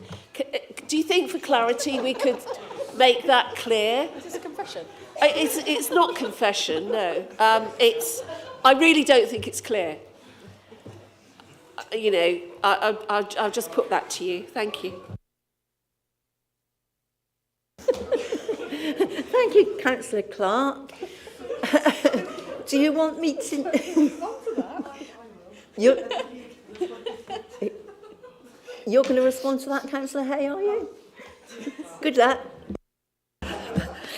Actually, I'm going to say, Councillor Clark, if you're inebriated and fall over in the park, it doesn't matter who you are, you're still breaking the law, that some policeman might come and scoop you up.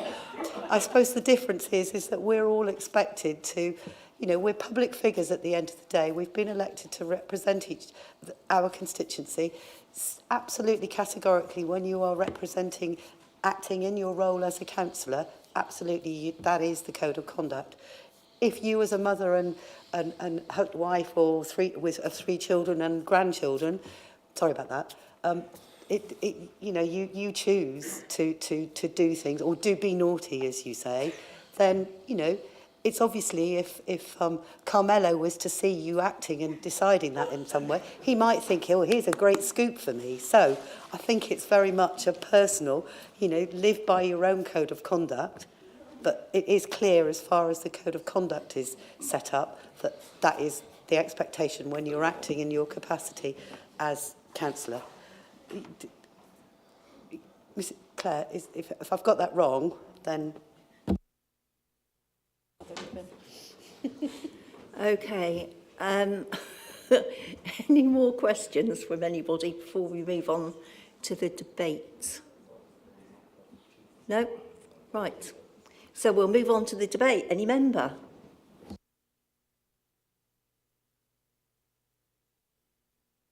Oh, Councillor Willingham.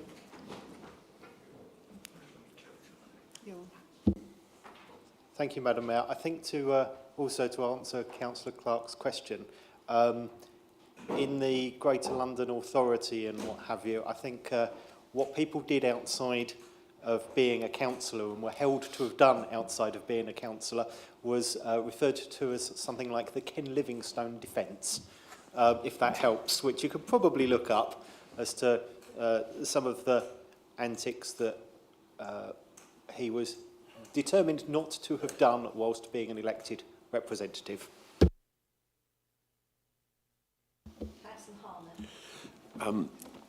Just to say, very happy to support. It seems an entirely logical progression of the Code of Conduct, and I wish everybody in the chamber, including Councillor Clark, a very enjoyable Christmas.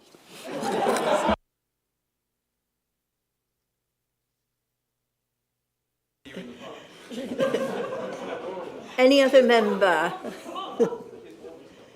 No?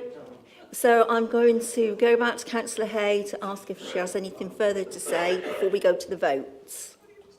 She hasn't, so we'll go to the vote.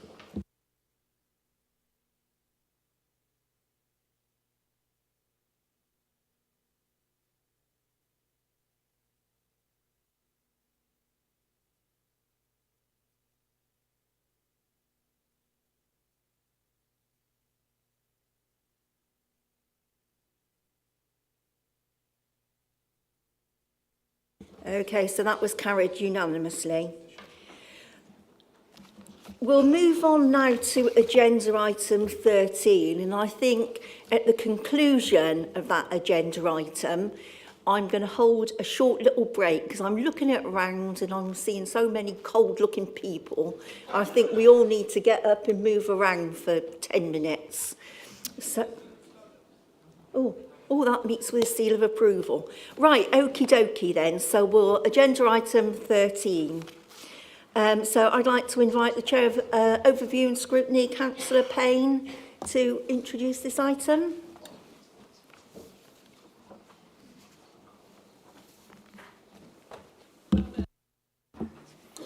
Thank you, Madam Mayor. I'm pleased to introduce this item. You've all seen the report, which is the digest of the activity of the Overview and Scrutiny Committee, and I thank Democratic Services for pulling that together. The committee was also supported by a report from Richard Gibson outlining the various differences between No Child Left Behind and the UNICEF scheme. This was an unusual ONS request. I cannot recall, and I've been on ONS for 5 or 6 years, that the committee has been asked to actually adjudicate or come to a decision on a motion. Very, very unusual. I think the committee, and you will see from the report, did in fact ask a wide range of questions about the various schemes. We put forward 2 recommendations. First one concerned No Child Left Behind. In the committee meeting, I commented that Cheltenham Borough Council and Cheltenham in general was very fortunate to have No Child Left Behind. And that's thanks to Councillor Clucas for creating a programme with partners. And the scheme is focused on a specific group of people who are, children in particular, who are deprived. And that is a really sound and important function. And the recommendation from ONS was that that should be ring-fenced. Now, I'd like to explain what I mean by ring-fenced. It should not be a mechanism whereby No Child Left Behind is constrained. It should develop, but it should develop from within. It has a lot of experienced partners who know the job of No Child Left Behind. What we did not particularly want was for the impact and the organisation, the governance of No Child Left Behind to be diluted in any way by another scheme. Now, in an ideal world, with a resource-rich council, the UNICEF scheme would be a welcome addition. No question about it.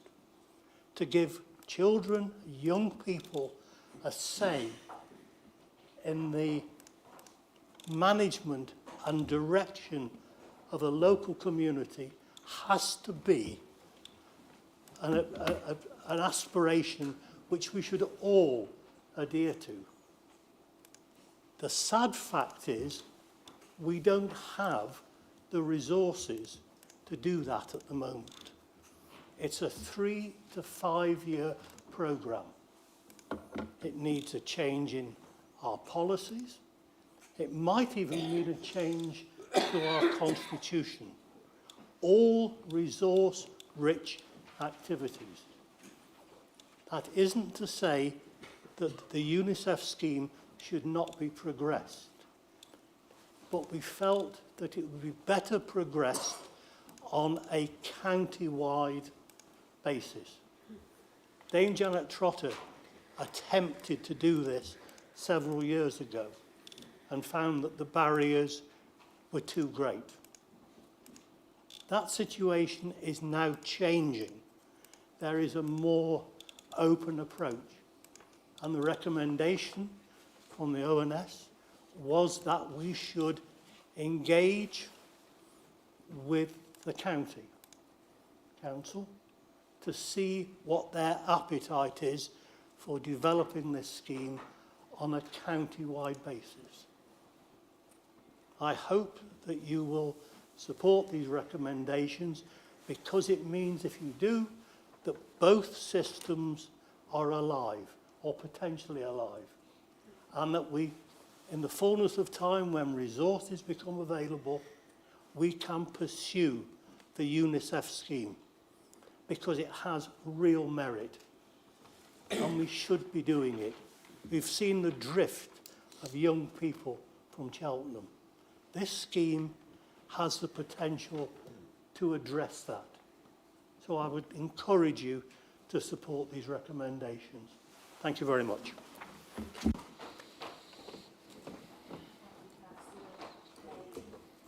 I'm now going to invite questions on the report. Is that why you indicated, Councillor Jeffries, or was there something?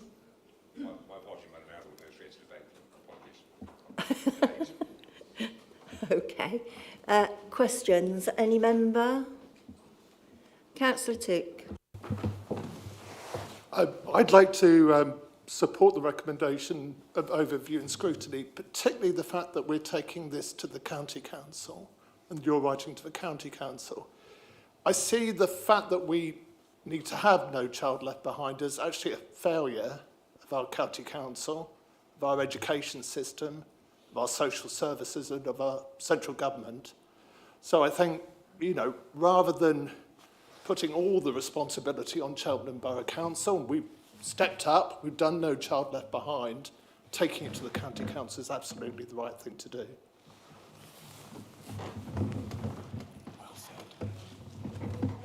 Member? Councillor Willingham. We're in debate now. Sorry? We're in debate now. No, was...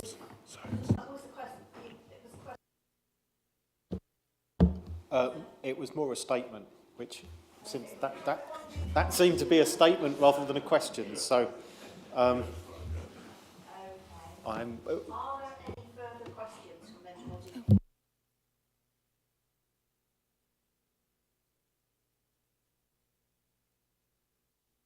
Councillor Jeffries, Councillor Willingham, then Councillor Flynn, Then Councillor Clucas. and Councillor Clucas. Thank you, Madam Mayor. Tough one, I think, remembering the actual motion where this stemmed from. And John, you mentioned, sorry, Councillor Payne, you mentioned unique situation. I think that emotion, the emotion in that room at that time was quite unique. I think we're talking about some really deprived young people and people who are living through some really tough times. So understanding the value of No Child Left Behind and how that emanates then, not only just that group of, and that cohort, you may say, in those families, but actually into the wider community, I think is vitally important. I'm glad at that recommendation. I'm glad that Overview just really took a look at such detail as what it was, a unique situation. So on behalf of more than some members, more than quite a few members, I'd like to thank my colleague, Councillor Clucas, for that motion and that amendment at the time. So I think it is of that uniqueness which we Council asked ONS to take a further look at this. UNICEF, undoubtedly, is a global brand. It's a recognised brand. It's something of really high importance. So moving that forward to the County Council platform and trying again, I think is vital. And Cheltenham adding its voice to that, you know, is vital as well. Thank you, Madam Mayor. I'm happy to support these recommendations for ONS, and I'm grateful for their inclusion. Thank you. Thank you. Councillor Willingham. Thank you, Madam Mayor. Firstly, I'd like to start by thanking the officers and Councillor Clucas for all the work that they've done with No Child Left Behind. I think the conclusion that we've got is that that is a very, very good scheme that works very hard for our town. I also think that the recommendation of taking this to the County Council, writing to the County Council, is a really good thing to do.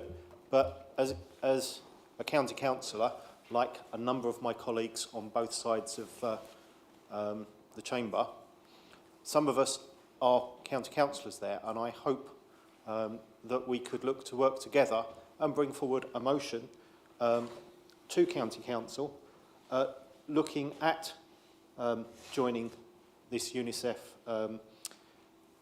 child-friendly cities, child-friendly county approach, and maybe with the imminent departure of the Executive Director for Children's Services, who has decided to leave after the latest Ofsted report, which has moved the County Council into requires improvement. Whoever is in that new Executive Director post, it may be an opportunity for us or them to actually spearhead that as part of their new work, their new work programme. So I would be hopeful that those on the other side of the chamber would work with us at the County Council, and perhaps we can bring forward something together and make this happen, not just for Cheltenham, but for all of the children across Gloucestershire. Thanks, Madam Mayor. Thank you. Councillor Flynn. Thank you. I'd like to thank the members of Overview and Scrutiny for the attention that they've given this matter, and to Richard Gibson for his report and the work that went into it. My speech proposing the original motion started with Cheltenham Borough Council have done an amazing job over the last few years of considering children and their needs. And I went on to praise No Child Left Behind, which really has done some wonderful work. It has been and continues to be successful in its aims of addressing the inequality gap and child poverty. This was especially apparent during COVID restrictions, when Laptops for Learning, Feed Cheltenham, the Summer of Play and the Holiday Activity and Food Programme supported many families in need. As a councillor in an area where many have benefited, I wanted to thank all those involved in No Child Left Behind, especially the council officers and Councillor Clucas, who in December 2018 brought a motion before this council asking it to support the programme, a year of action to highlight the issue of children growing up in poverty in Cheltenham and to start to address the inequality gap. December 2019 saw a report on No Child Left Behind being brought to council and introduced the Cheltenham Offer, which sought to close the gap between the most vulnerable children and their peers in terms of educational attainment and levels of exclusion. It was then March 2022 when No Child Left Behind next came to full council. The original aims detailed in the report remained. They were to highlight the issue of children growing up in poverty in the town, address the inequality gap, and to be a call to action for all sectors to work together to make transformational change. The Cheltenham Offer, as an Appendix 2 of the papers for the December 2019 Council, had become the community agreement. What started as a one-year programme had become an impressive vehicle for change, and I'm very much looking forward to attending the awards ceremony next year and finding out even more about it from those involved on the ground. The recent report to Overview and Scrutiny made it clear that No Child Left Behind and UNICEF's child-friendly status were two very different mechanisms with different outcomes. No Child Left Behind, although including all children in some of its activities, is still very much focused on poverty, ACEs and addressing inequality. The UNICEF status is about addressing the needs and rights of all children, those in poverty and those not in poverty, because all children have rights. In particular, and what is missing here in Cheltenham is a strategy for meaningful consultation with children. I've spoken to teachers with managerial positions in schools in the town, and they've praised the consultation on the climate emergency, but that aside, criticised the council's lack of consultation.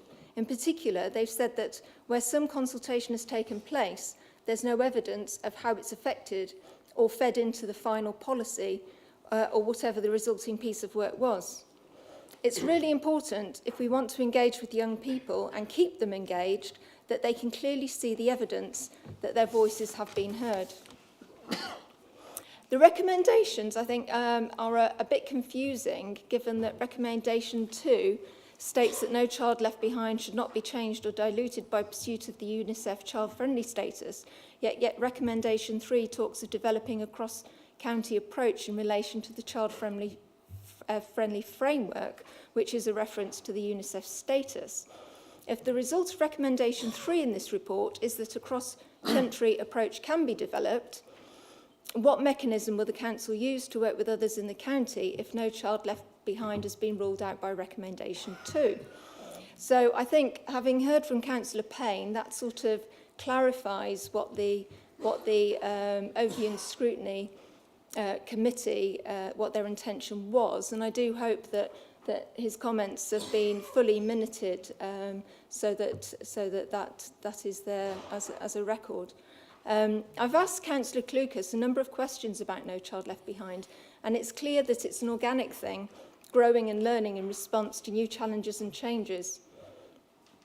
And I would really like to see the next report to Council on No Child Left Behind, including plans for a strategy for consultation with children and young people, moving on from the ad hoc consultation of recent years. And I would really like to see within this proposals for a youth council and more. And I'd also like to see No Child Left Behind playing a part in ensuring that this council is meeting its legal and moral obligations to all children. And I hope that Councillor Clucas will take this on board. Thank you. Thank you. Councillor Clucas. Thank you, Madam Mayor. My apologies for my coat, but I'm frozen. I don't know about anybody else, but I am freezing. I even have my gloves here, but I won't put them on now. Thank you very much, Councillor Payne. I think the work you and your committee did was super, and I have nothing but praise for the work you did, the way that you have set out your report, and the recommendations that you make. Thank you very much indeed. Councillor Flynn has raised a number of issues. Let me just say to her and to all of you colleagues, the situation in relation to No Child Left Behind in Cheltenham is unique. There is nowhere else in the country, when I have been and spoken to people at other places in the country, indeed when they have come here, as they did for the leadership meeting that we had on the 30th of November, there is nobody else in the country who has anything like it. And that is not the responsibility, nor indeed should one person be praised. This is actually about us. It's about Cheltenham. It's about our people. It's about our officers. It's about all those who have made their minds up that this is something that we are going to do. And now we have Cheltenham Chamber of Commerce as active supporters in the next stage of this. And so I'm happy that this proposal will go to the county, but what I am very happy with, Councillor Payne, is the fact that you say it should not actually damage what we have in Cheltenham. In fact, only this week I've had an approach from a northern city to ask if we can talk to them about how they might do something like this, because they don't have it.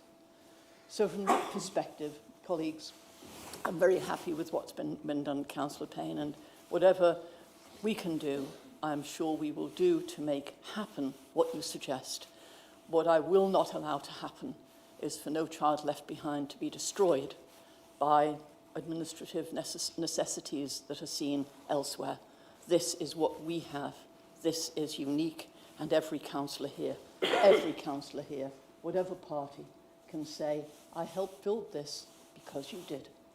And it's only because you took that responsibility, that risk in 2018 that enabled us to start this, that our officers, Tracy Brown, Richard Gibson, who have been magnificent, Jen Tucker, who's left us, all of those officers who have helped with this have been fantastic, and I have nothing but praise for them.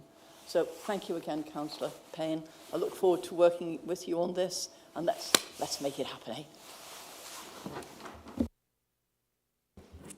Thank you. Any other member?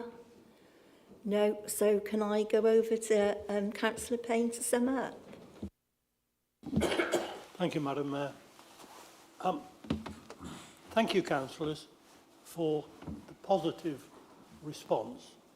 And I particularly welcome Councillor Willingham's suggestion that we raise the motion at the County Council. That may be a very positive move.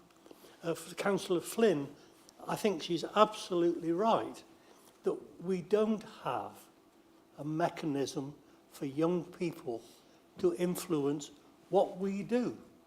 We don't know what young people want. We don't have that mechanism. And that's the problem. And that's the task that would be necessary in order to implement fully the UNICEF scheme. And I would welcome that. I think it's a really key for young people to feel engaged with Cheltenham. So I thank you all for your positive comments. I hope you feel able to support the recommendations. Thank you, Madam Mayor. Thank you, Councillor Payne. We'll now move to the vote.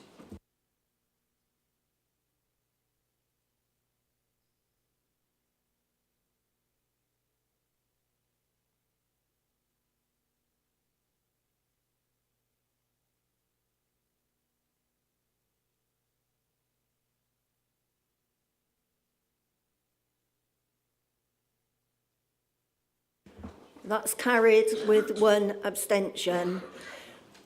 Before we move to the break, I'm just going to hand over to Councillor Hay, who has a further communication, I believe.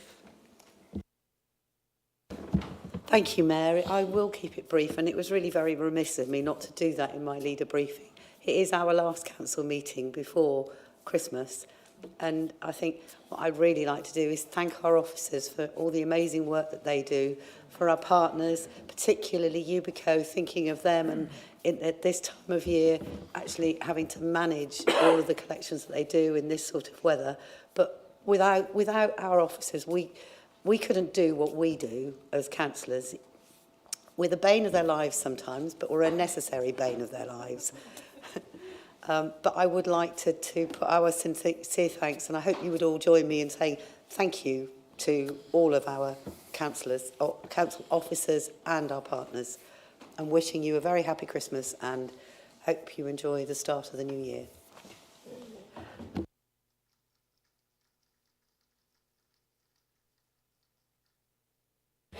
Right then, members, we'll let you all go in, huddle round a flame somewhere. If we can all be back in about sort of 10 minutes to... It's made some tea and coffee. Oh, there's tea and coffee made, and it is in the members' room. Back in 10 minutes, please, 1:45. Thank you.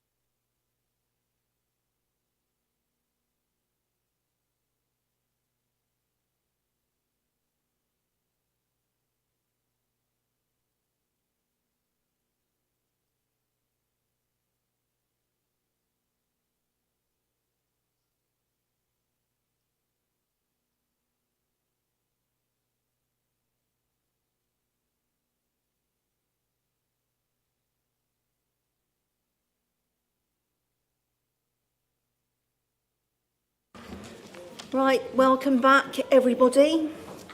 So we're moving on now to agenda item 14, and we've got two motions. The first motion, motion A, is proposed by Councillor Flynn and seconded by Councillor Joy.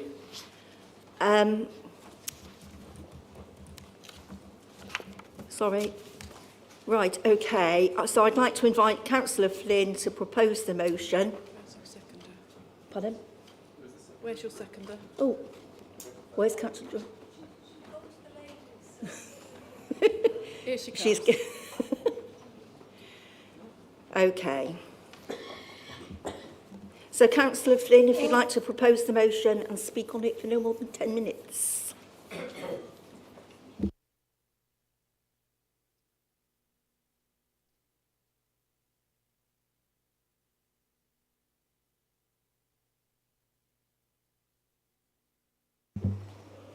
Thank you.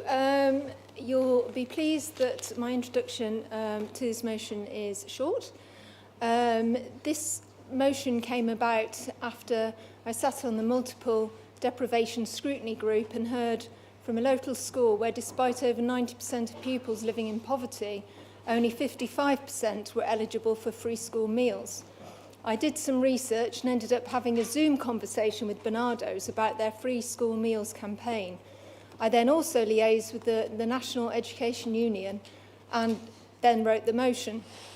Shortly before the deadline for motion submission, though, I was advised by the NEU that a bill on free school meals had been tabled for the day after this meeting, that is tomorrow. I adjusted the motion so that instead of writing to this person and that, this council would call on Alex Chalk MP directly to support the bill. I have emailed Alex twice about this and sent him a copy of the motion. Councillor Joy has also emailed him and requested that he support the bill. If this council agrees this motion today, he will be very aware of it tomorrow. I won't speak much more on it as it's quite self-explanatory and members are being asked to support something straightforward and urgent. The reference to Barnardo's and the NEU and the Food Foundation with the associated links give evidence to support this motion, should it be necessary. 5 concise points that Council is asked to note sum up the reasons why this has to happen. Children are going hungry. Calling on our MP to support the bill might mean he will support it despite possibly being minded not to prior to this motion. His vote might be the one that changes government policy and sees free school meals expanded to more children. I urge members to support it. Thank you.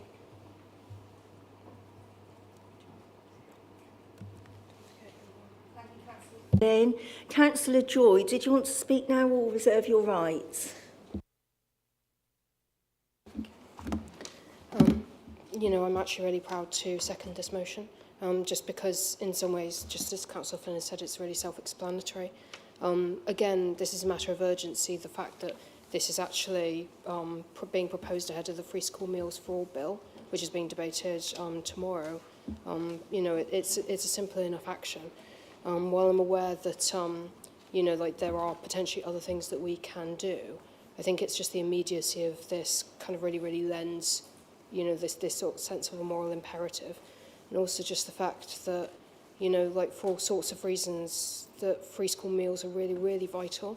Just making sure that, you know, like we talk about democracy and like lack of youth engagement in our previous discussion, but the thing is that, you know, that these are kids. They can't vote. They're too young.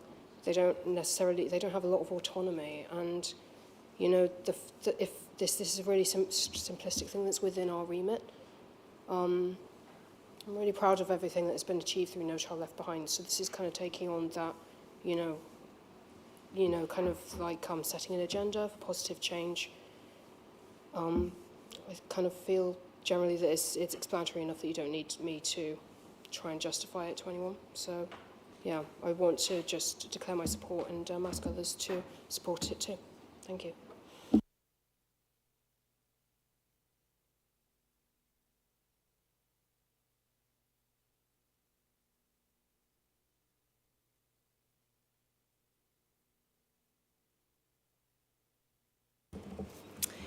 Right, I am aware that an amendment to the motion has been circulated to all councillors over the weekends, and I believe that Councillor Clucas is proposing that motion and Councillor Boyes is to second it.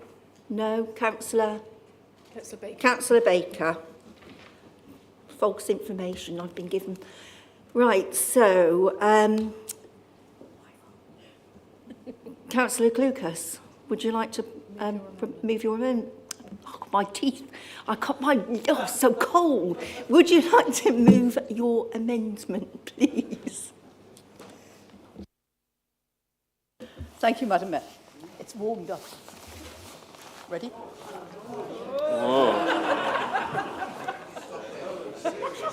Thank you, Paul. Right, not serious at all. Well, actually, yes, serious. I need to declare two interests before we begin, Madam Mayor. The first is that I am a member of a teacher union, the National Association of Schoolmasters and Union of Women Teachers. I'm a retired member, but I'm nevertheless still a member, and that's a non-pecuniary interest. And I also need to declare an interest as the vice chair of a multi-academy trust. Okay? That is not in Cheltenham, but nevertheless it is an interest, because we have, within our area, one of the poorest neighbourhoods in the country. And so I think it has a bearing on this. Colleagues, ladies and gentlemen, the amendment seeks to do several things. It seeks to capture what actually the mover of the motion, the original motion, wishes to do, but to take it further. Because it's all very well, as we did in 1918, talking about stuff, saying we've got to do something. It's all very well doing that, but actually we do have to do something. And my experience, both here with No Child Left Behind, with the Large Enterprise Action Group, which is actually now, even now, working with our Cheltenham Education Partnership to develop a voice for our young people at school, they are quite well aware of the issues and problems that we have in Cheltenham. And I'm really grateful to them for the work that they do. But the fact is that in our country today, we have significant problems. Within the amendment, you will see the numbers of children that have been identified as being in poverty. That is, living below the poverty threshold. And that, in Cheltenham, ladies and gentlemen, in Cheltenham, for most people in this country, they look at Cheltenham and they'll think, oh gosh, look at the buildings. Oh gosh, look at the facilities. Oh gosh, look at how things run there. Oh gosh, aren't the shops fantastic? Isn't the high street great? But actually behind that, there is a real and significant problem. Some of that we address with No Child Left Behind, some of it. But we can't do all of it because we, Madam Mayor, much though we see you sitting there in great splendour, we are not the government. And the government really has to take action. And what it needs to do is this. It needs to say to every single school in this country, and I say yes, every single school, you will provide free school meals for your children without their parents having to submit anything to you. And the reason I say that is because it has a number of effects.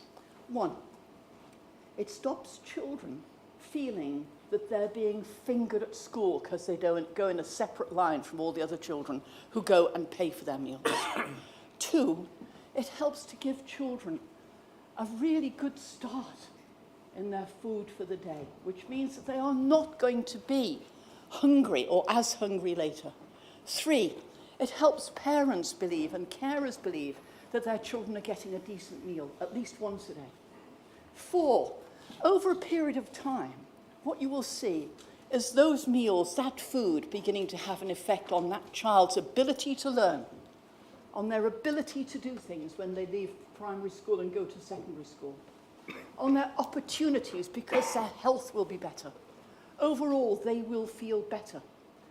And so what we then have is a payback, but not a financial payback. We have a payback that's different. A payback that says, yeah, well, when you get older, you're not going to be as sick, so you're not going to need the health service so much. Yeah, when you get older, you're going to be better qualified. And do you know what? Here in Cheltenham, we've got the jobs for you. Oh, and when you leave school, do you know what? You're going to feel so much better about yourself, you'll want to do things. And that's because our children will be properly fed. Now, I know that others have suggested this, and I know Layla Moran has run a campaign on this. But actually, people will say to me, well, what about the cost of all that? What about the cost of it? How are you going to afford it? How are we, all of us, going to put our hands in our pockets and pay out a bit more money for this? Well, let me tell you. The cost has been looked at. And to provide free school meals for our children, if we just did primary schools, it would be about 365 million. If we did all our schools, primary and secondary, it would be about £1 billion a year. Now, for most people, £1 billion is, oh my God, that's an enormous amount of money. Government will tell you it's an enormous amount of money. And I will look at government straight in the eye and I will say, do you know what? You lost 4.9 billion in fraud during the COVID period. So don't tell me £1 billion is a lot of money for our kids when you did that. And part of the problem is, in this country, we consistently have to tick the box, fill in the form, not do the work, not do the job, but actually do other things that cost the money. Look at the health service. Look at our schools, where so much time is spent filling in forms and doing stuff like that, rather than concentrating on how we make the best for our kids. Just look at what we do as a nation, and then think how we could change that, how we could make it better. And I have to say, colleagues, we've got, at the last count, 1.7 million children in poverty in our schools in our country. Just think about that. Just think about that. That's the size, for example, of Greater Liverpool, the Merseyside area, the whole of the Manchester area. That's what we're looking at. That number of kids who are in need, who need our support. And that's why this motion goes a little further than the original. And what I'd ask you to do, colleagues, and please, if you disagree with me, you know me, come back and tell me. If it's not what you want, come back and tell me. Let's look at a different way of doing it. But I want to see all our children access free school meals, because at the end of time, that will actually provide our country with a better way of doing things, better for our children, better for our economy, better for our health service, better for our schools, better for what we want to achieve as a country. So I'd ask you to support the amendment. If you have any questions, please feel free to ask them. And let's hope that by doing this, we can actually do something that is more positive than simply ticking a box or saying the words, that actually we will do something with our county council colleagues that will make a huge difference to the lives of all the children in Gloucestershire and actually all the children across the country. Thank you for your attention. Yeah.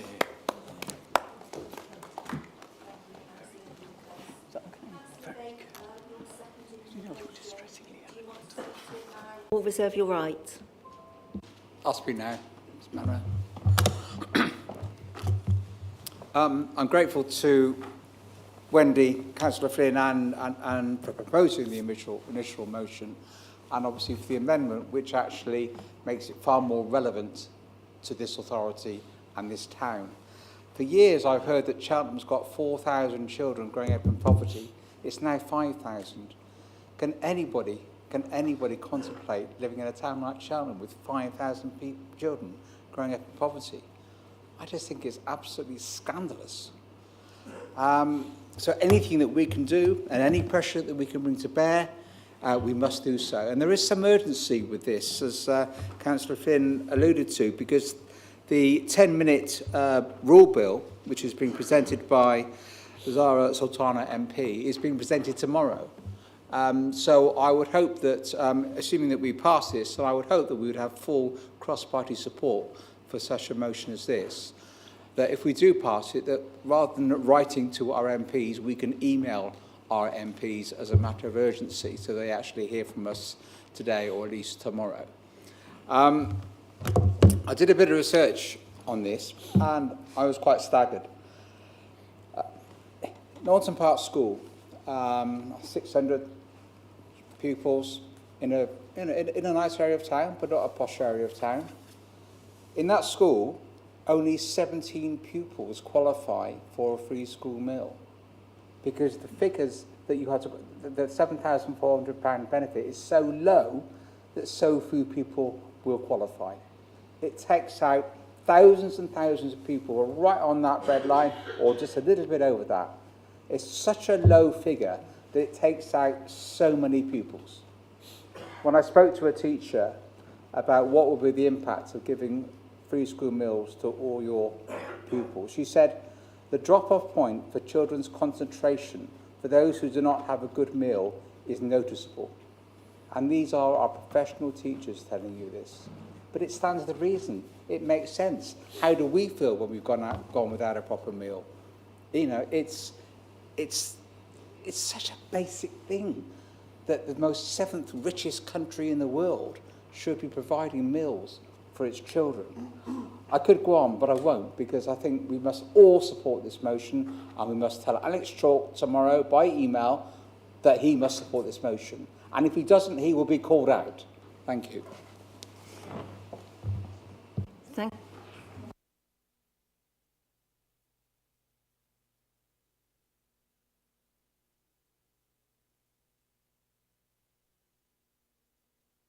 Sorry, my mic wasn't on. Councillor Flynn, as proposer of the original motion, do you accept the amendments? Actually, I don't, because it's a different motion to the one that I brought.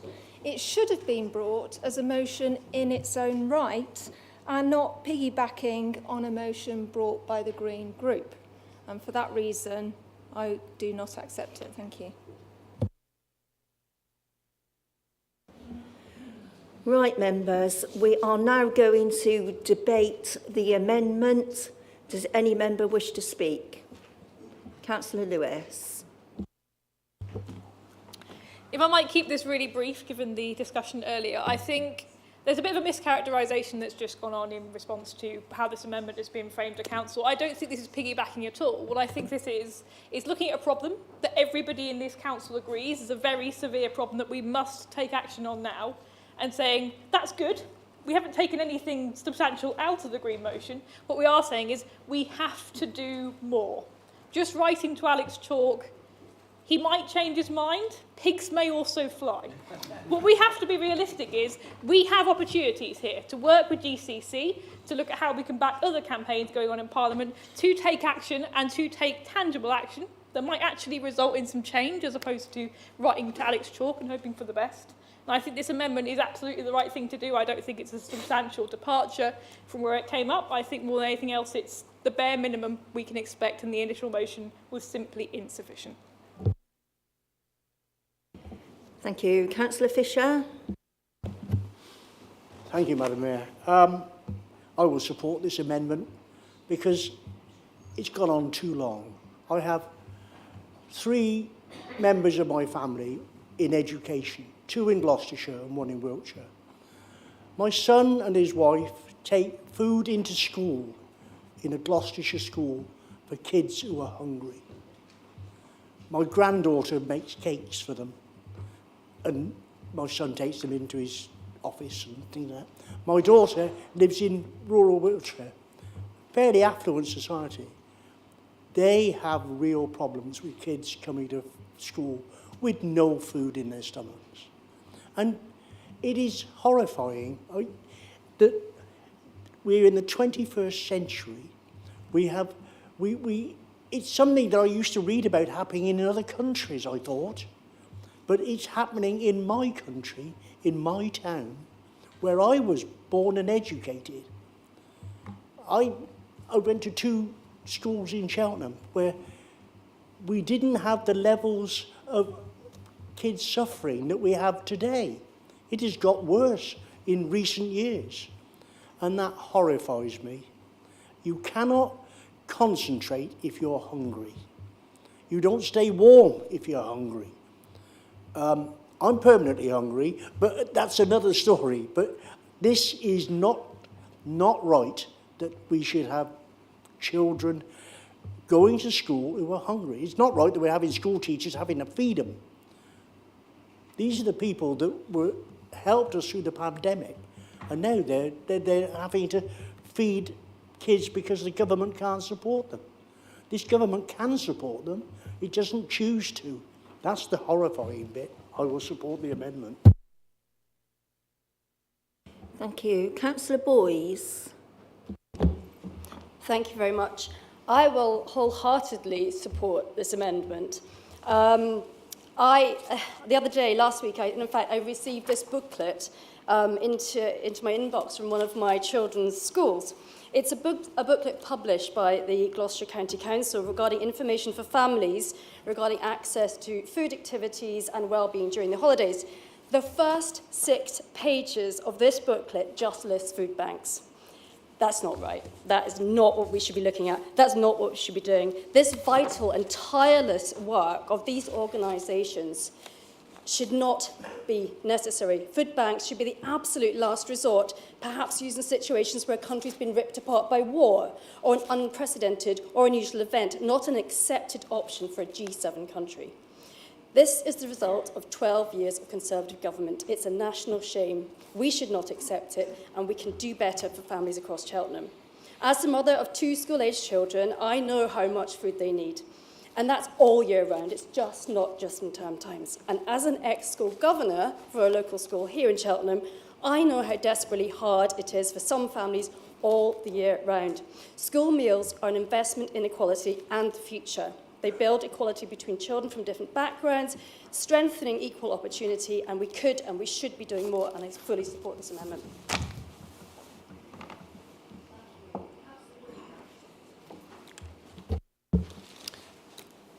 Thank you, Madam Mayor. I will be supporting the amendment, and hopefully that will become the substantive, which I will also support. My point actually is I don't think we go far enough. I was looking at around other countries and picked up on the Swedish school lunch system. And I'll read from the website. School lunches are served in many countries, but the Swedish school meal model is unique in offering free meals to all children in the ages 7 to 16 and to most students aged 16 to 19 on an everyday basis. School meals are important to even out socio-economic differences in health. And it goes on to say that the national efforts for free school meals started in the early 1900s. We are a richer country than Sweden, and we have made a choice not to do this. And the Swedish model, which is called Nationella riktlinjer för måltider i skolan, is a document which, and the translation of that is national regulations or national rules for meals in schools. But it's a document that sets out how food should be provided. And they have a really nice translated infographic, which may well show up. So the food is meant to be safe, tasty, integrated, nutritious, eco-smart, and pleasant. Now, if Sweden can do that, there is no reason why a country like the United Kingdom can't as well. Looking at the amendments that we've got, we always write to the MP for the Cheltenham constituency, and I think it's important to remember that some parts covered by the borough have a different Member of Parliament. And it's important that we try and put pressure on both of them to do the right thing. Sadly, based on the past precedent, and I'll quote from a Gloucestershire Live article, when Marcus Rashford was putting pressure on the government to change its free school meals policy ahead of the school holidays, there was a motion put forward by the Labour Party calling on the government to offer free school meals during holidays until Easter 2021, and it was voted down by MPs. And as it says, among those who rejected were Gloucestershire's Conservative MPs Lawrence Robertson, Tewkesbury, Alex Chalk, Cheltenham, Richard Graham, Gloucester, and Mark Harper, Forest of Dean. The other two did not vote. So unfortunately, I am concerned that our emails on this to the Members of Parliament on a 10-minute rule bill will fall on deaf ears. And it is such a shame that given the amount of child poverty in the county, in parts of Cheltenham, more so in parts of the city of Gloucester, that our Members of Parliament are abrogating their duty to give children the best start in life, because this is an investment. Those free school meals are an investment to take people out of poverty and to give the next generation better opportunities than the current one has. I hope they will vote in favour of it, but I'm not going to hold my breath. So I will be supporting the amendment. I hope it becomes the substantive, and I will support that. And I would urge everyone else to, and I hope our MPs listen to the representations on this. Thank you, Madam Mayor.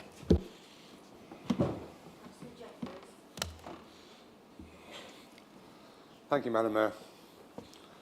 I'd like to thank and pick up on Councillor Lewis's comments, actually. This goes further than the original request, because we're writing to the MPs, but we're actually going to talk to the County Council and effectively do whatever we can.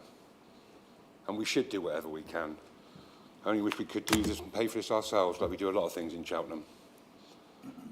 I just cannot, my brain boggles sometimes at how our government reacts. It is meant to govern. Children cannot look after themselves. It's meant to support children. Some of the parents can't look after themselves now. We're in a cost of living crisis. Colleagues may be aware that I get a lot involved in my community in local food pantry. Week in, week out, I pick up food with my colleague and we drop it off and it gets distributed to those families that need it.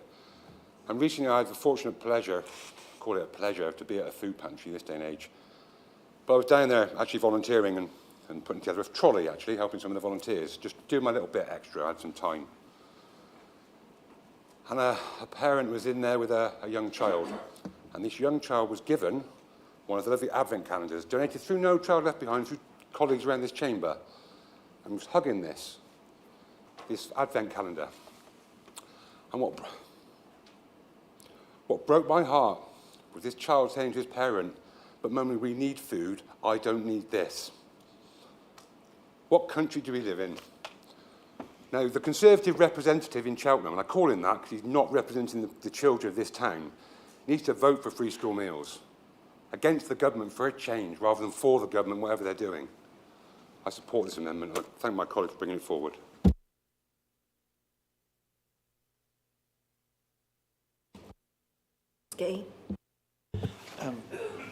Thank you, Madam Mayor. I'm with Councillor Willing on this. It's such a big, important subject. We've just got to go a bit higher than our MP. And say we don't need to ponder too long about exactly what he might be doing. But I just wanted to bring to members' attention the fact that there is existing in Gloucestershire the Gloucestershire Food and Farming Strategy. It's an attempt to make the most of our local food, to create local businesses that will actually supply the thing. I mean, it could also feed local children. But the preamble to that document points out that in our wonderful government, there are no fewer than 16 government departments that have an interest in food policy, different aspects of food policy. That splits up to 80 separate areas of policy. So is it any wonder nothing actually happens? So if we're going to do something, it's going to happen at a more devolved area.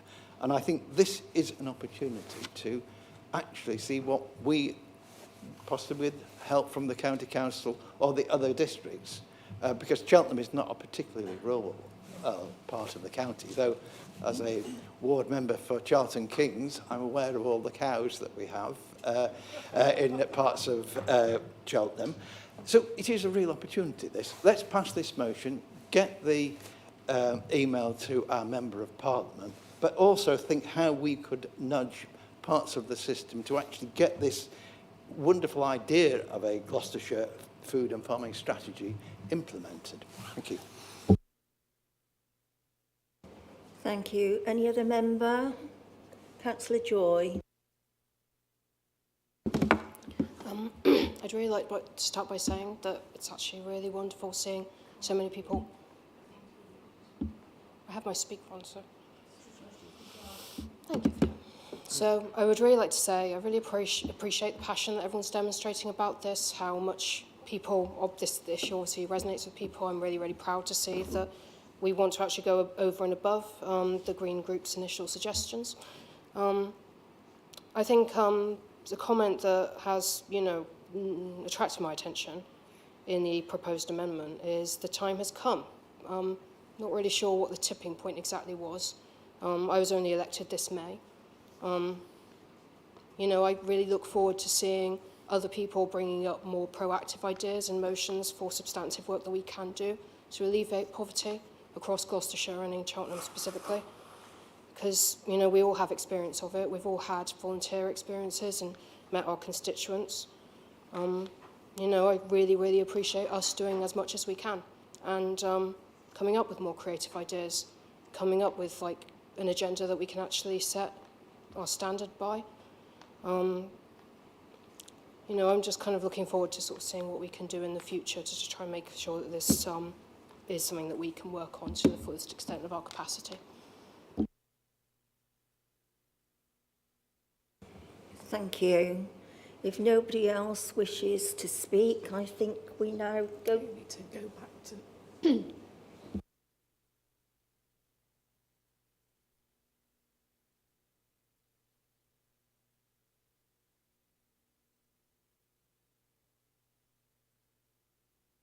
if they want to. Right, okay.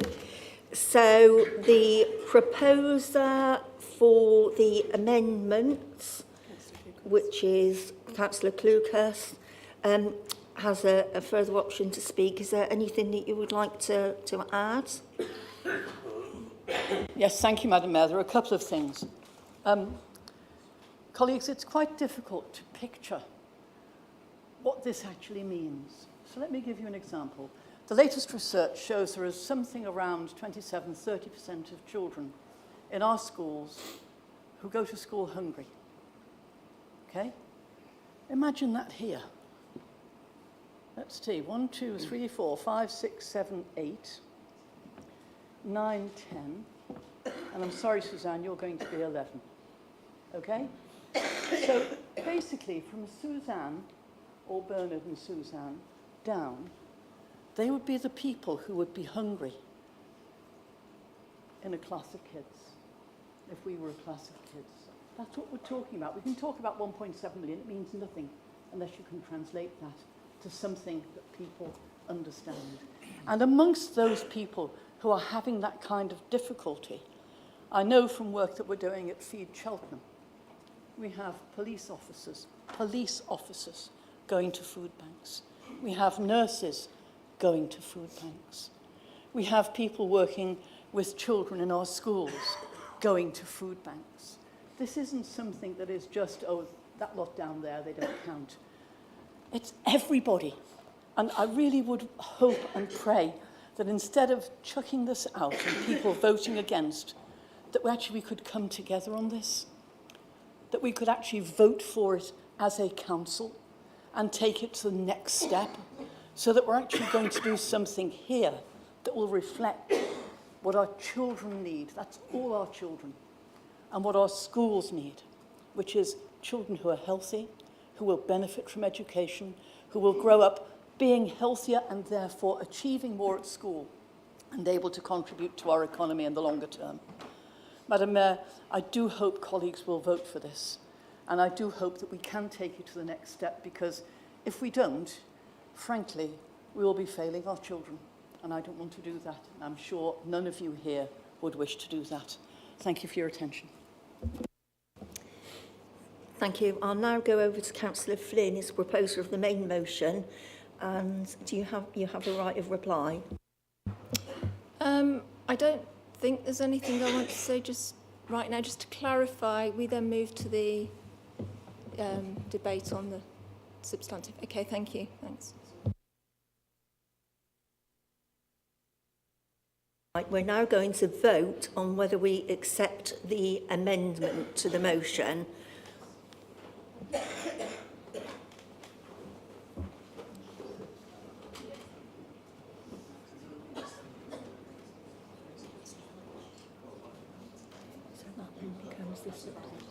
Councillor Babbage hasn't voted. Councillor Babbage, oh, yes. He has now. Oh.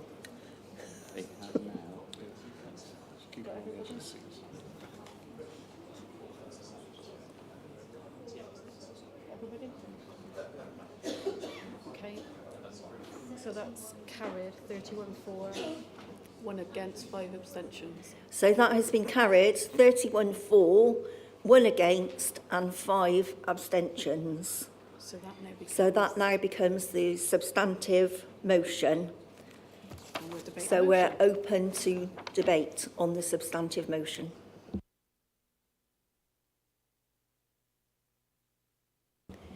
Any member?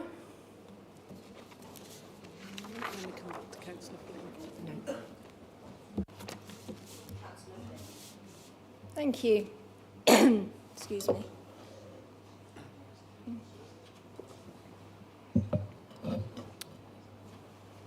I'm sorry, Mayor, the members don't seem to be ready.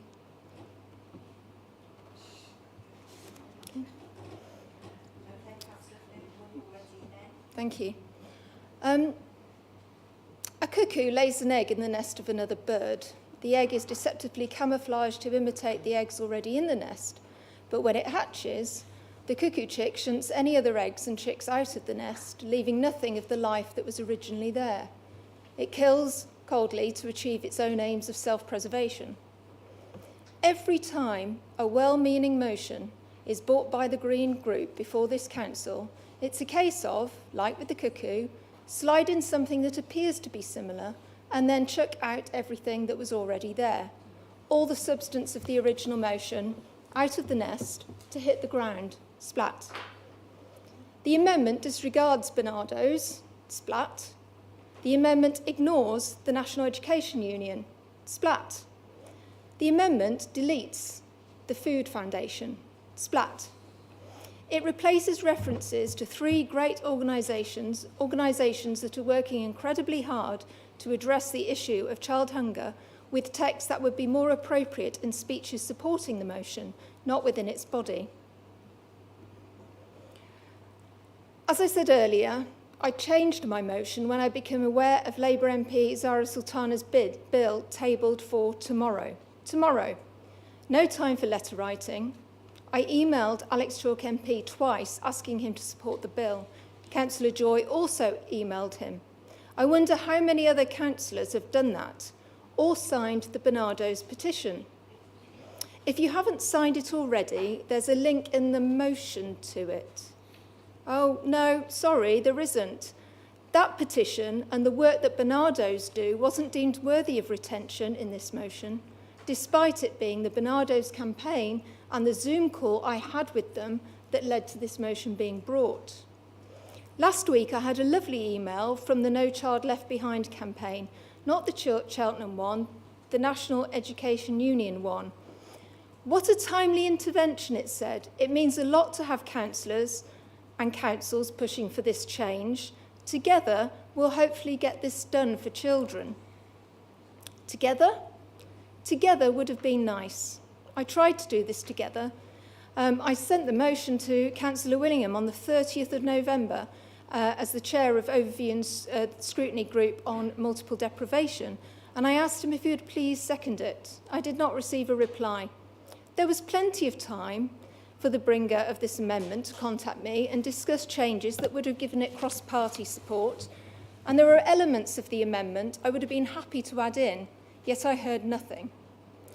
Child poverty should not be treated as a political football, but it seems that's what is happening here, and it makes me feel quite nauseous. The reference in this amended motion to the failing government, although it may well be true, ensures that the Conservative councillors won't support it, and makes it less likely that any request being made of Cheltenham's MP will fail. Cheltenham's No Child Left Behind has had plenty of public hearing recently. A reference to it would have been appropriate, but not 3 paragraphs while deleting Bernardo's, the NEU and the Food Foundation. When it comes to the resolutions, are we not doing the 1st and 4th already? And if not, why not? Because we very much should be, and if we're not, then this administration is failing. And if we are, why is it in the resolution? Resolution 2 is clearly political, with Layla's name, in the copy I had, even being emboldened.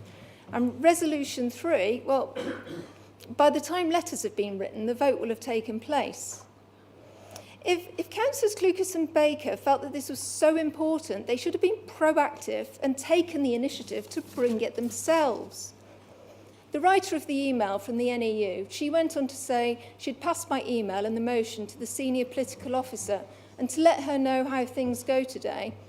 Well, I'm going to be a little embarrassed going back to both Bernardo's and No Child Left Behind, that's the NEU one, and telling them that again, I brought a well-meaning and sound motion before this council, and the ruling Liberal Democrats eviscerated it with no good reason.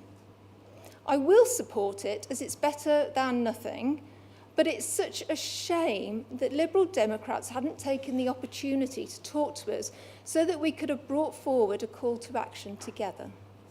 Thank you.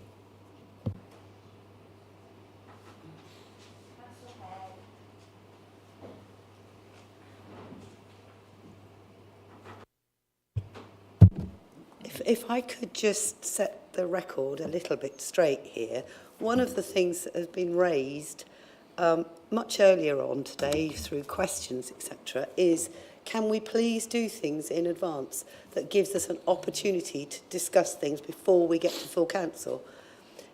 In the spirit of that, I sent out our amendment to all councillors at the weekend with the opportunity for anybody to come back to me and say, actually, with this amendment or with this conversation, so either Councillor Flynn or Councillor Joy could have emailed me back to say, actually, we can't accept this, we can't accept that, but we could accept X, Y, Z. Then that was the purpose of me doing it, is in the spirit of the fact that let's move things along so that we don't end up by politically grandstanding about whether or not we support Bernardo's and everybody else, because we all know we do. I don't suppose there's a councillor in this room who doesn't support the incredible work that those different organisations do. But what I really would make the point that there was the opportunity for myself, at the very least, to have been approached with a we can't accept this amendment as it stands, but we could do this. Nothing came forward. Thank you, Councillor Hay. Councillor Clark. I came here really happy today. Not happy. I'm astonished to see that Councillor Flynn's response is printed. Now that leads me to think I'm not really that good with technology. Unless you've got a little portable printer under there, you came ready to make a point and to elaborate and to be negative and to take up more time, and that is not going to get anybody's child fed at school. I'm so sorry that this is disintegrated when everybody, as Councillor Hay has said, wants our children to be fed properly and nutritiously. That is the point. That's the point. And I'm afraid, Councillor Flynn, you're missing the point. Thank you, Councillor Clark. Any other member? Councillor Took. I was slightly surprised by Councillor Flynn's comment that she didn't wish to upset the Conservatives. Slightly took me aback, because we're both progressive parties. I would suggest this amendment does upset the Conservatives and should upset the Conservatives.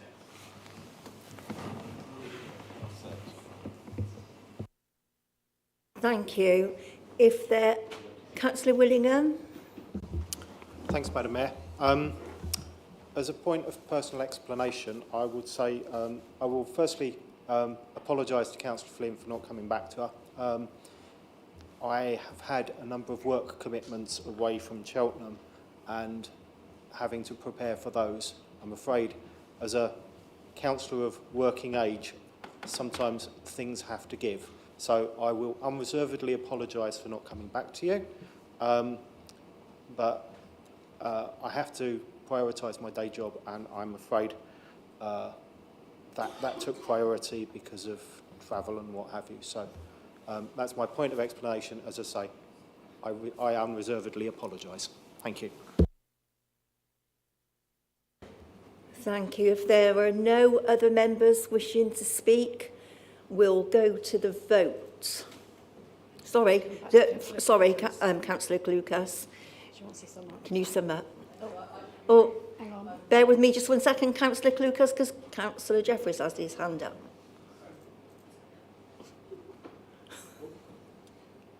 Sorry, Madam Mayor, I'm not quite sure when's the right point to ask, whether it's after the summing up or not, but I'd like to call for a recorded vote on this topic, please.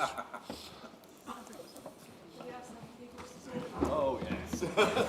Thank you very much.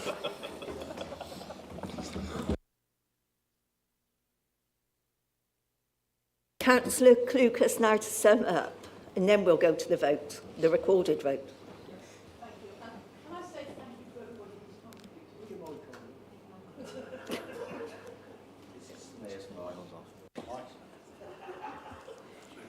Okay.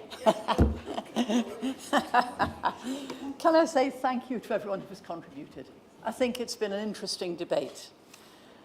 What I don't want is to have places like Bernardo's being used as a scapegoat here.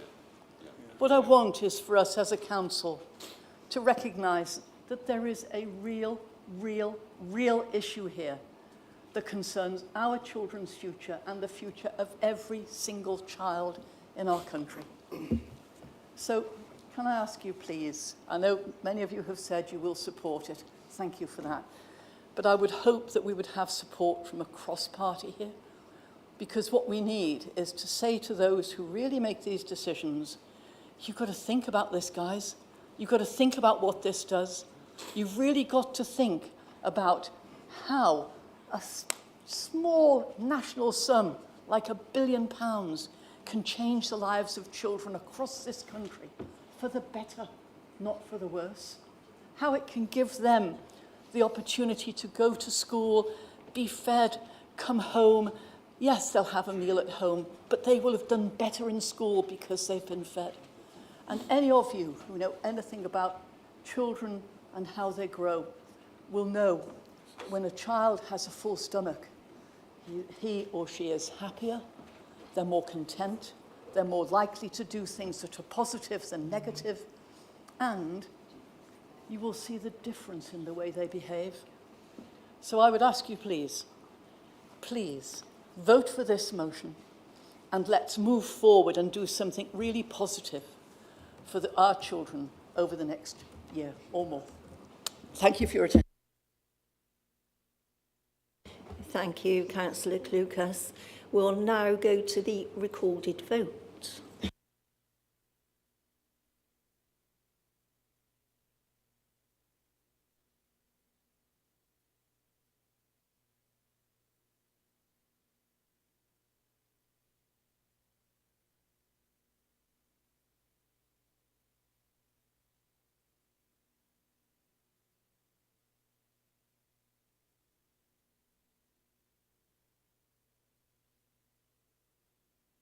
Councillor Harman, have you cast your vote?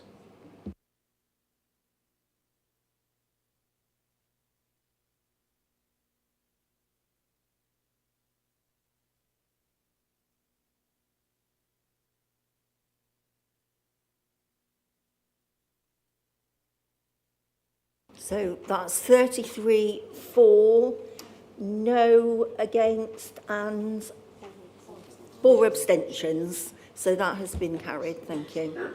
I think the leader wants to come in. Councillor Hay.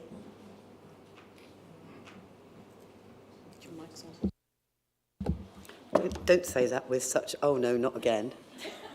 I heard that in your voice. It's actually, and somebody will tell me if I'm wrong, but it's a point of information.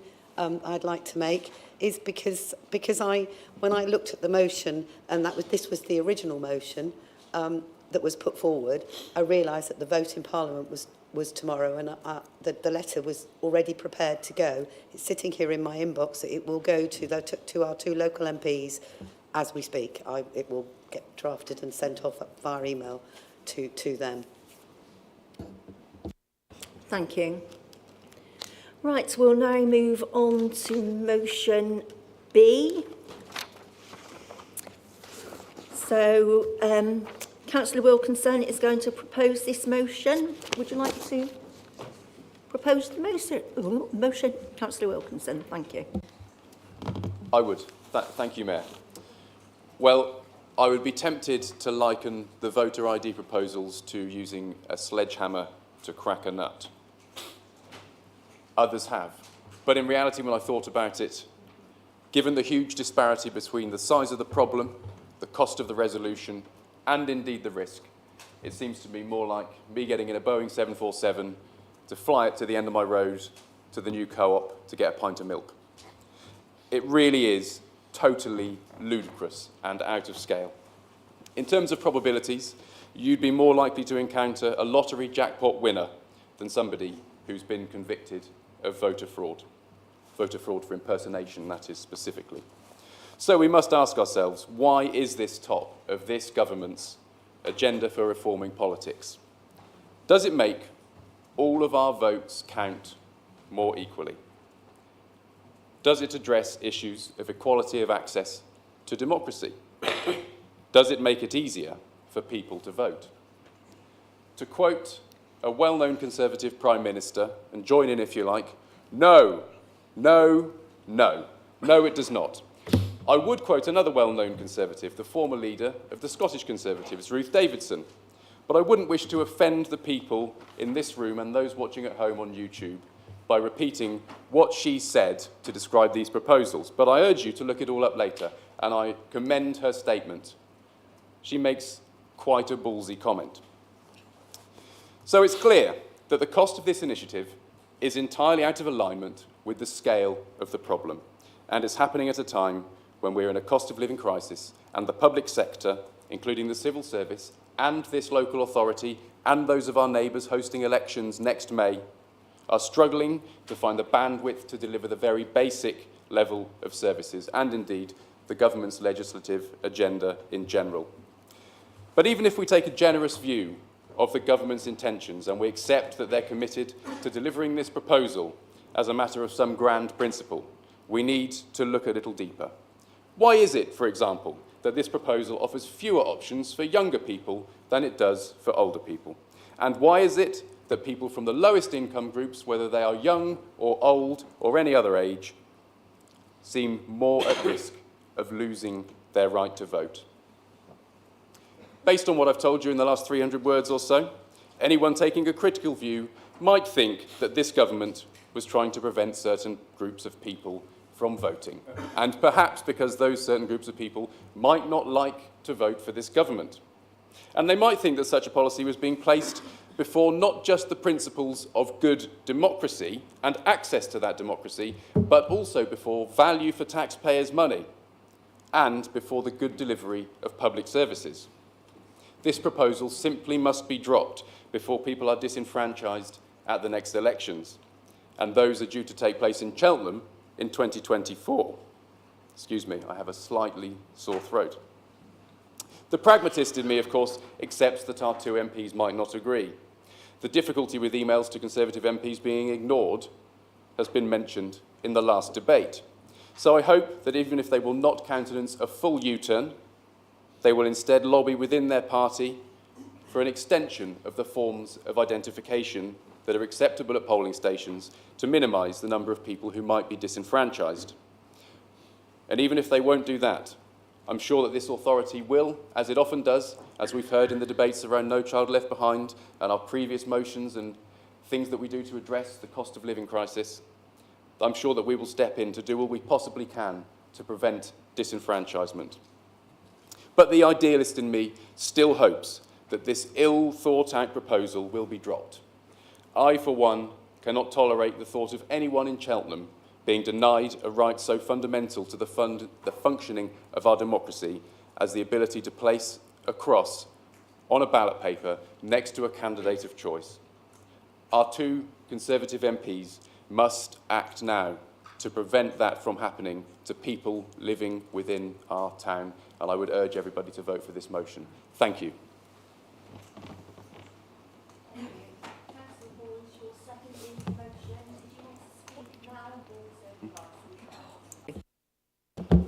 Thank you very much. And thank you, Max.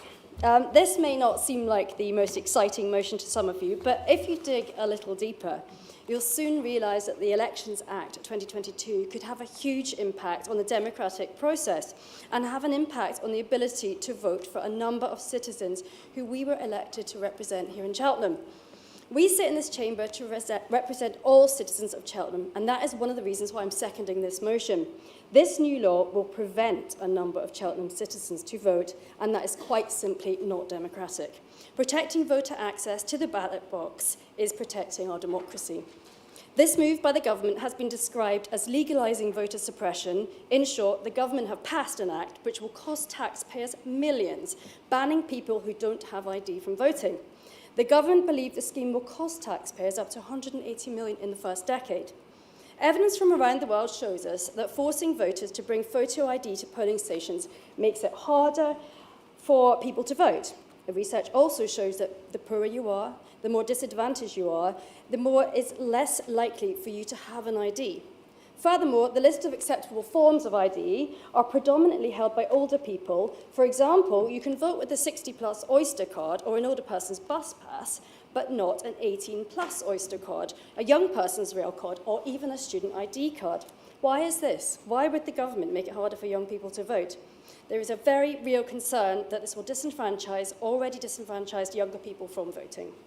I know from my experience on the Monitoring Committee in the Council of Europe, where we carry out election monitoring missions, that it can work well. However, unlike our friends in nearly every country in the European Economic Area, the UK does not issue its citizens with national identity cards. The UK has no free or low-cost option.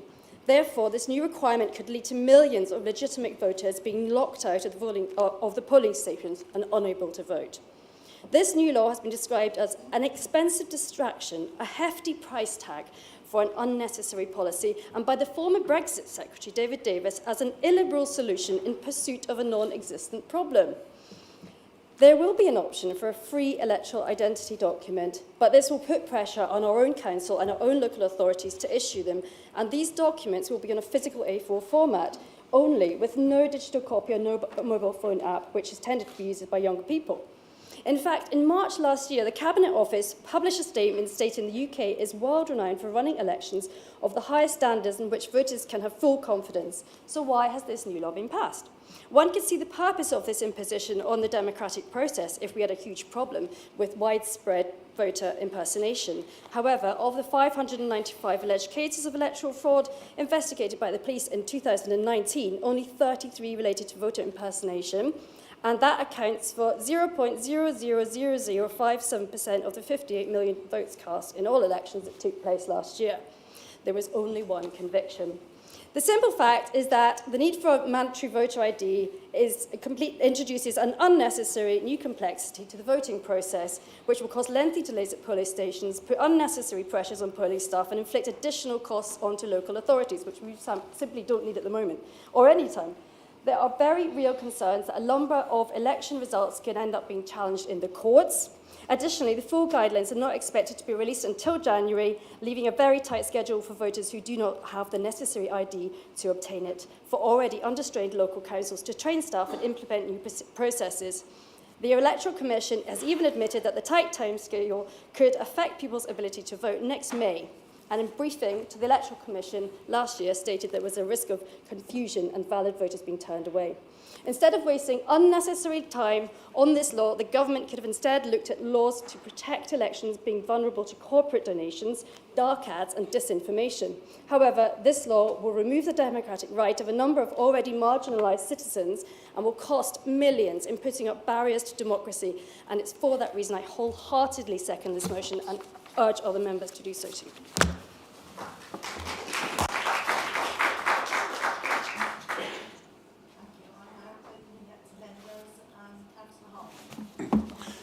Thank you, Madam Mayor. Am I on? Yes, I am. Thank you. It won't altogether surprise Councillor Wilkinson that I won't be in support of this motion, but I will give you an idea. It's not blind opposition by any means. As a former deputy returning officer, I never reached such dizzy heights as certain people, but I do know quite a lot of things, and I've actually been in a polling station as a presiding officer when I knew there was fraud going on, but you couldn't prove it and had to let people vote, and we knew that they were voting more than once in more than one place. So I'm afraid, I'm not saying it's huge in Gloucestershire, but there is a problem. Councillor Boyes draws international comparisons. Let me give her a few in return then. Only 4 of the 30-odd members of the OECD, Organisation for Economic Cooperation and Development, do not have some form of voter ID. Now, they do it differently because they're ID cards. One of those that doesn't, the same as the UK at the moment, is New Zealand. I understand they're trialling it now in local elections in Auckland, I'm told. So if she also wishes to carry on with those international comparisons, is she going to contact Prime Minister Trudeau of Canada, or President Macron of France, or the Chancellor of Germany, or the Prime Minister of Spain, or the Prime Minister of Belgium, or the Prime Minister of Norway, and ask them why they've got voter ID rules? And they all do it slightly differently. So I think this is something that's welcome. I'm afraid whether we like it or not, we live in an age of having to prove your identity. What is a password if that's not identity? What is a PIN number? I access an iPad with my fingerprints. You're going to use cornea recognition on passports. Now, nothing as complicated as that is being envisaged here, but I'm afraid it's true. Councillor Seacombe may say something in a moment. I think he may refer to the fact that if you go down to the Swindon Road depot, you've got to prove that you're a Cheltenham resident to use it. I don't disagree with that. It's quite reasonable. So I'm afraid it is not an issue where it's black and white. And I'm afraid because I think this is a politically motivated motion, I shall be voting against.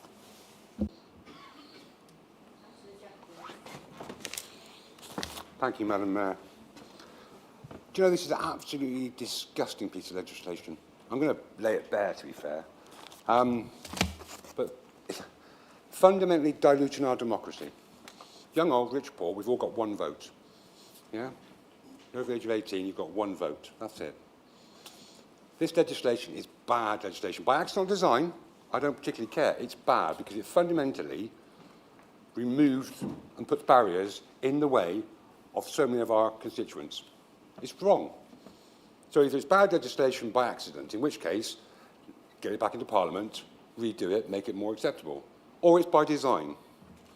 And I say that by design because somebody mentioned the Electoral Commission. I think Councillor Boyes mentioned the Electoral Commission. And actually, through a Freedom of Information request, an exchange of this information coming back, it was mentioned in Parliament.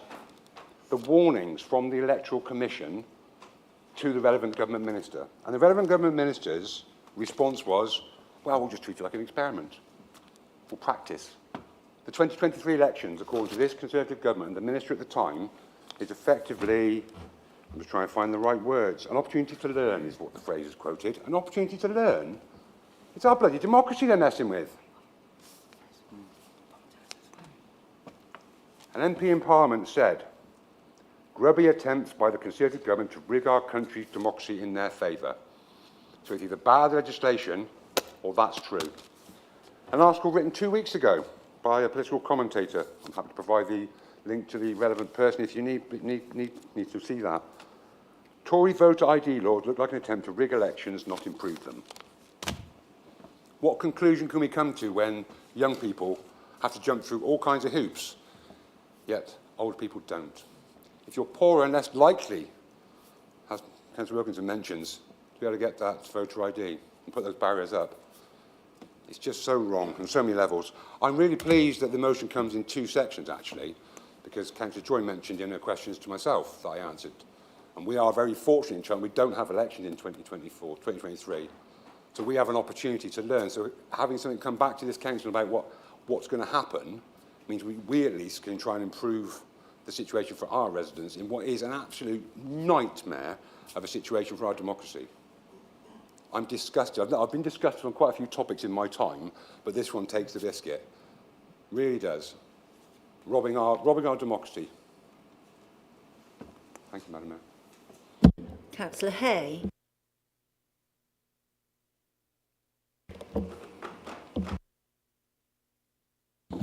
Mayor, I'll come back.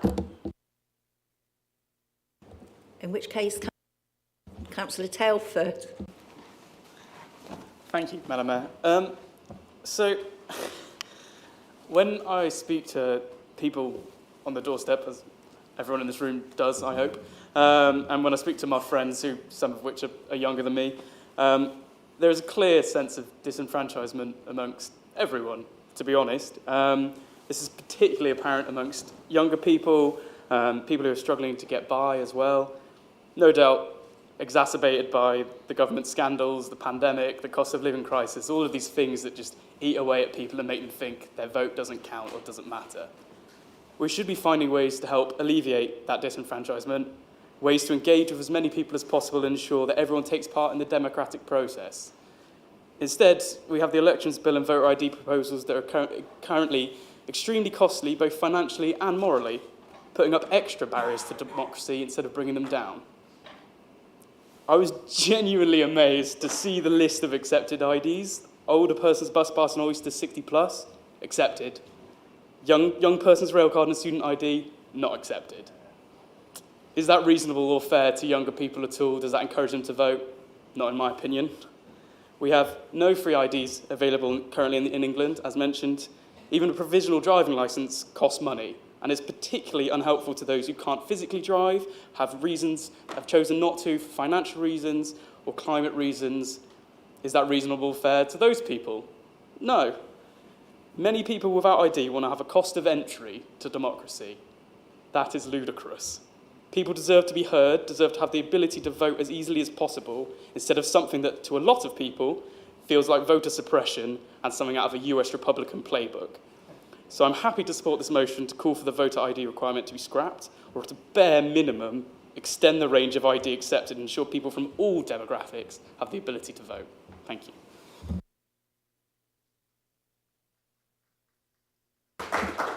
Thank you. Any other member? Councillor Lewis, Councillor Willing. Just to round off, I think there's a really important point that we're all sort of skimming over the top here, particularly in this idea that every single member of the public ought to be carrying their ID all the time. And I think there are a lot of political parties in this room who the response to everyone should be carrying an ID, the state should be providing IDs, people should be given IDs is, I'm a liberal and I'm against that sort of thing. I think fundamentally what we're asking people to do is either to pay out of pocket for an ID they may not use in any other context, and even at the cheapest rate. A provisional driving licence is 20 quid now, I think. It was when I got it to drink as a student. That's a week's worth of food for a single person if they're shopping quite carefully. Should we honestly be telling people that they have to fork out for these opportunities if they can get into the council, if they can make it to one of these opportunities? I'm really concerned for a lot of constituents in St Paul's who are working 2 or 3 jobs raising children. Where do they find the time to come in and apply for one of these free cards we may or may not be having the government pay for us to provide? We're still not quite sure. I'm not sure the government's sure either. In general, I just don't think that ID cards are something we should be foisting onto the public. It's not something that's in line with our values. So beyond all doubt, this policy is designed, as Pete said, it's either really, really incompetent or it's very, very clear what they are trying to achieve with this. And I'd almost be more embarrassed if I was that incompetent. It would be really incredible if I was to turn around and go, oh, we've just accidentally managed to disenfranchise thousands of vulnerable and disadvantaged groups. It's clear what they're trying to do. I think we have to push back not only on the principle of ID in polling stations, but the principle of ID as a mandatory thing we should all have in general. I mean, that might be just me being a bit too much of a Liberal Democrat this afternoon, but I do think it's an important point worth raising.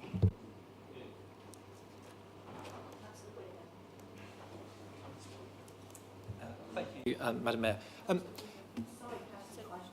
I acknowledge that you wanted to speak, but I had actually called Councillor Willingham.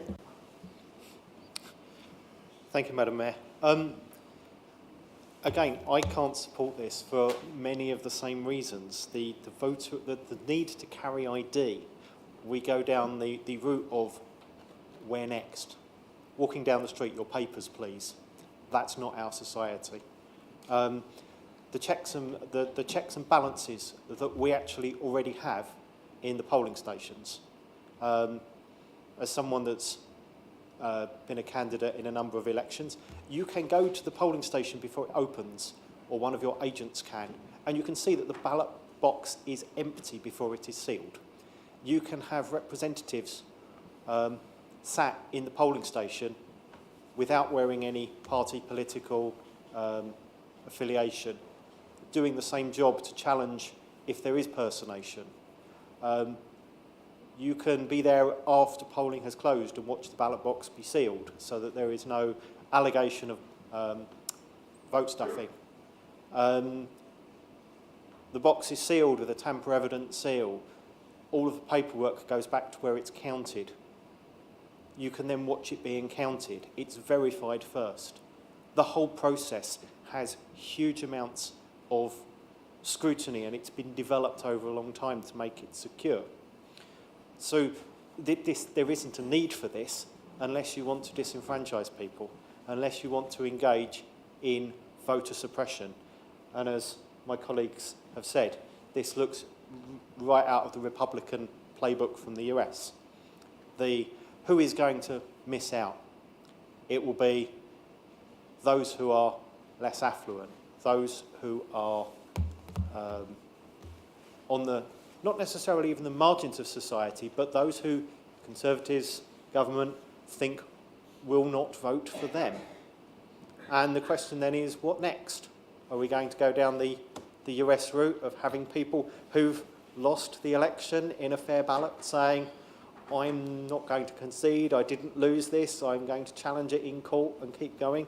We're into the sort of realms of balmy conspiracy theories, and this seems to be the sort of first rung on that step. We're not America, and we need to remain as a free and liberal society, and this voter ID is simply an excuse to, as far as I can see, engage in voter suppression of people who are not going to vote for the current government. End of. And therefore, it should be opposed. And if you look at other organisations, the Electoral Reform Society, headline, voter ID list gives few options for younger voters. That's their headline on this.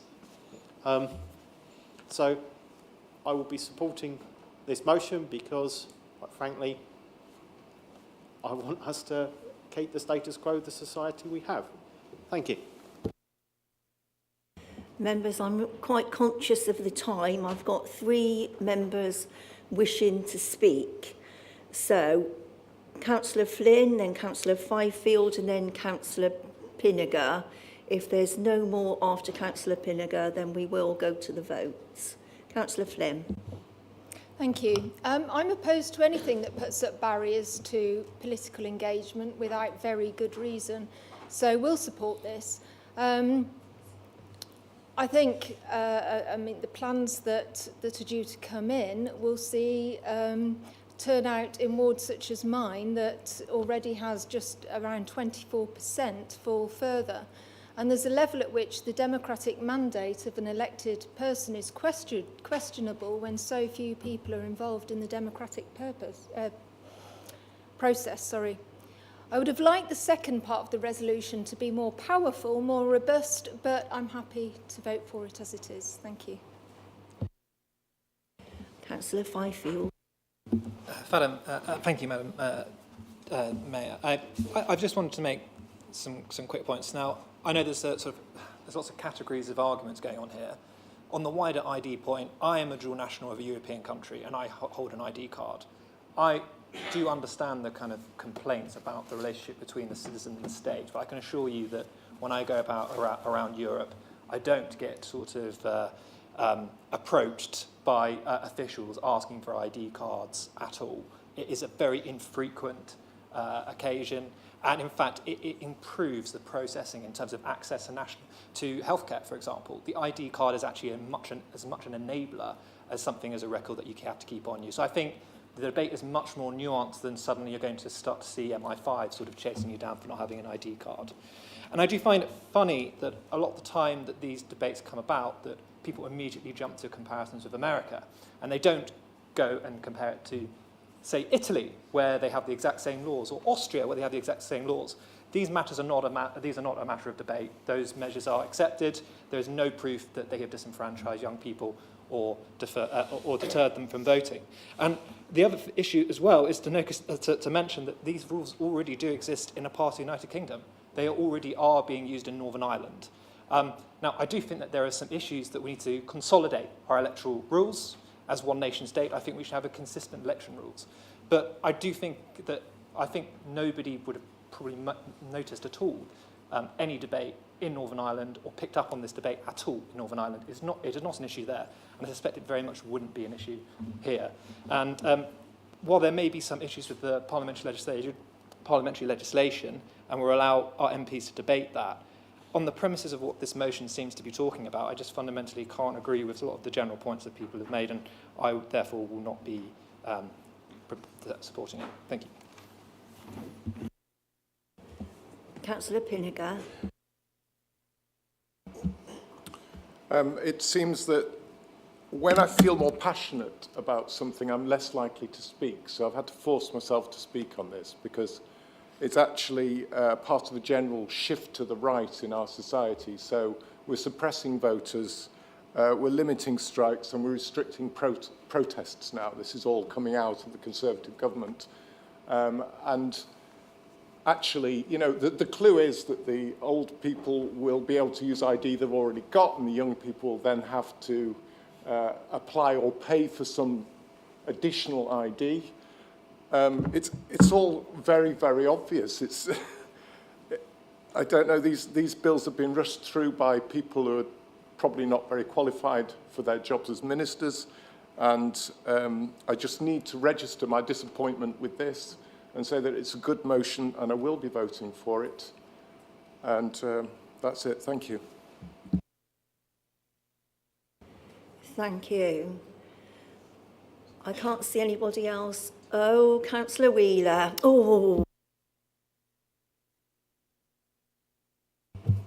Sorry, it was just listening to Councillor Fifield over there saying that he's got an EU ID card. Absolutely great. If that works for him, if I want to drive a car, I need to get a driver's licence. Absolutely fine. If I want to travel abroad, I have to get a passport. Absolutely fine. But I'm just thinking of my grandchild. She can't afford a car or to drive, so she hasn't thought of getting a driver's licence. Fortunately, we've got a passport because she wants to go and see her father in New Zealand this coming year. But that's not much change out of £100 for that. And I'm just thinking of some of the young people that have just turned 18 in Hester's Way. They're not going to get a driving licence because, you know, they can't afford that. They're certainly not going to afford the enormous sum to get a passport. So, and we sort of bash on their doors and try and persuade them to go down the polling station. They're not going to do that, and the excuse will be, well, I haven't got any form of ID that's acceptable down there, so I'm not going to bother to vote. And I just think, you know, as so many of us have said today, this is just disenfranchising those people that can't afford to get some form of ID. If you do want ID for things, then absolutely fine to go over to Europe or to drive a car or to move abroad. That's fine. You get those forms of ID, passport, driving licence, etc. But for a fundamental right to vote for the government of your choice, you shouldn't be paying to do that. And so I'm totally opposed to this, these IDs. Right, finally to Councillor Clucas, and then we'll definitely go to the vote. Thank you, Madam Mayor. It's just an observation, really. Councillor Fifield said he wants everyone in the United Kingdom to have the same kind of voting systems. Does that, yes, does that mean that in England and Wales we can expect to have voting at 16 as they do in Scotland? Or does that mean that you're going to stop young people in Scotland voting at 16? Because to have the same system, you have to do one or the other. Back to Councillor Wilkinson to sum up. Thank you. Back to Councillor Wilkinson to sum up. Thank you, Mayor. Councillor Harman, I'm sorry that once again we found ourselves on opposing sides of a motion. It happens too often. But I'm pleased to see your conversion to being an observer of international convention. Given your party's track record, I'm not the only person in the room who was probably surprised by that. As for showing ID at the Swindon Road depot, I'm sure I'm not the only one who winced at the parallel of democratic voting rights and getting rid of your rubbish at the local tip. Councillor Jeffreys, the warnings from the Electoral Commission are pertinent. You're right to reaffirm the statement that this council, I'm sure, will do all that we can. Councillor Tailford, you said there's a clear sense of disenfranchisement, not just among the young, but among people in general. And I think you're right to point out the risk of making this kind of authoritarian change at a time when people already feel like their vote perhaps counts for less than it used to. Councillor Willingham and Councillor Pinniger, I'm pleased you did speak, Richard. You should speak more often. I think you made very good points. Councillor Willingham, you joined Richard in making the point about voter suppression. Councillor Flynn, you're right to point out that I think in your area, and the same for Councillor Wheeler, that turnout could be impacted. And I think as local representatives, we must be mindful of that. Councillor Fifield, I'm pleased that you've got a European ID and you're enjoying, presumably, freedom of movement within Europe. I'm just sorry that when the time came, you weren't willing to stand up for the rest of us in having that right. I sat on a panel with you in which you said, "I'm pleased to stand." No, you and I, at the University of Gloucestershire, and I quote, you said, "I'm pleased to speak on this panel this evening to represent the people who voted for Brexit." And then you campaigned for a party over a number of... If he's going to, as the Tories would say, chunder from a sedentary position, then I will respond. Did you campaign for the Conservatives at the last election? Then you campaigned to remove the freedom of movement for the rest of us. I'm afraid I've got the right to sum up this motion as I want there. Thank you. And finally, Councillor Lewis, to quote Harry Wilcock, "I'm a Liberal and I'm against this sort of thing." I knew what you were getting at. Thank you. Right, we'll now come to the vote.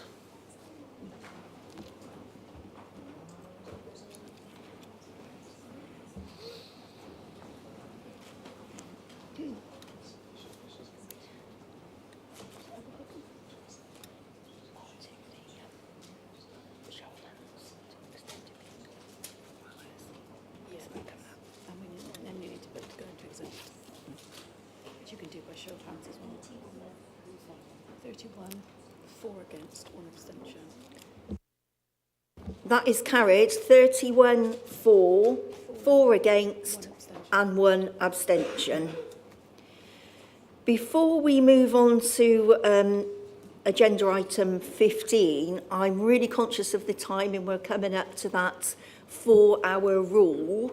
So can everybody just raise their hands if they're happy for the meeting to continue beyond 6:30? That's carried. Thank you.